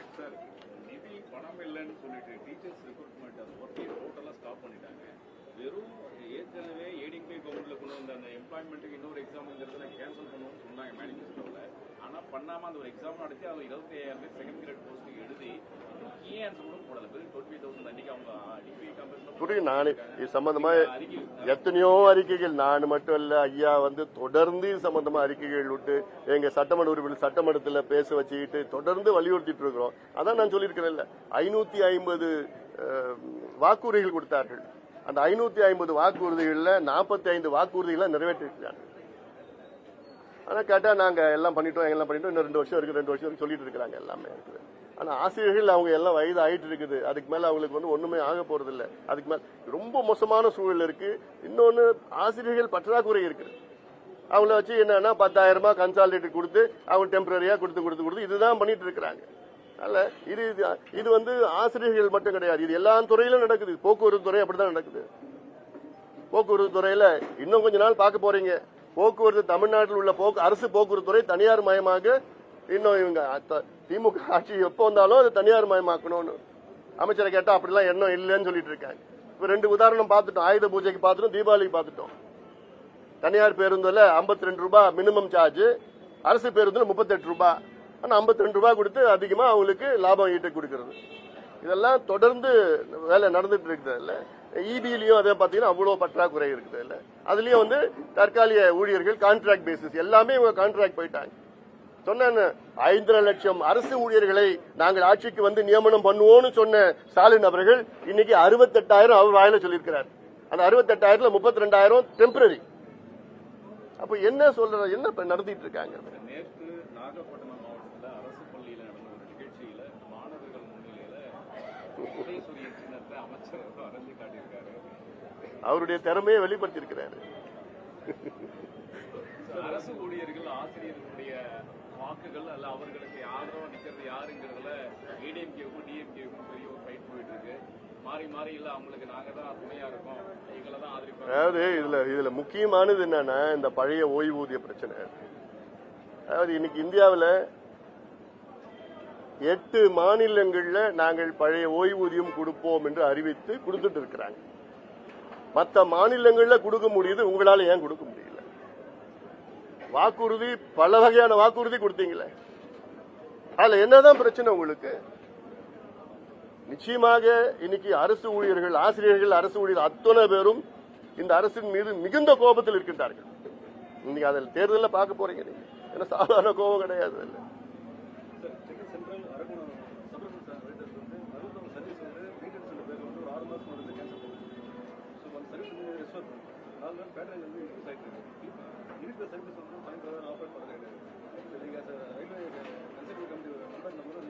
நிச்சயமா நாங்க எடுத்து நாங்க உறுதியா நாங்க இப்பதான் எனக்கு தெரிஞ்சு நீங்க சொன்னது தெரிஞ்சு இதுக்கு தகவல் நீங்க பாருங்க என்னன்னு பாருங்க. நிறைய மொழி பிரச்சனை மட்டும் இல்ல, அது நிர்வாக பிரச்சனையே நிறைய இருக்குது. எல்லாம் ரயில்வே துறையும் இதோட எல்லாமே கான்ட்ராக்ட் விட்டுட்டு இப்ப ஃப்ரேட் வந்து அதிக 2 மடங்கு ஆயிடுச்சு, பேசஞ்சர்ஸ் வந்து 3 மடங்கு அதிகமாயிடுச்சு. ஆனா வந்து எம்ப்ளாயிஸ் பாத்தீங்கன்னா 40 விழுக்காடு பற்றாக்குறை இருக்கு எம்ப்ளாயிஸ் பணியாளர்கள். அப்ப எப்படி நம்ம அப்புறம் ஆக்சிடென்ட்ஸ் அதிகமா இருக்கு, எப்படி அப்புறம் சேஃப்டி இருக்க போகுது?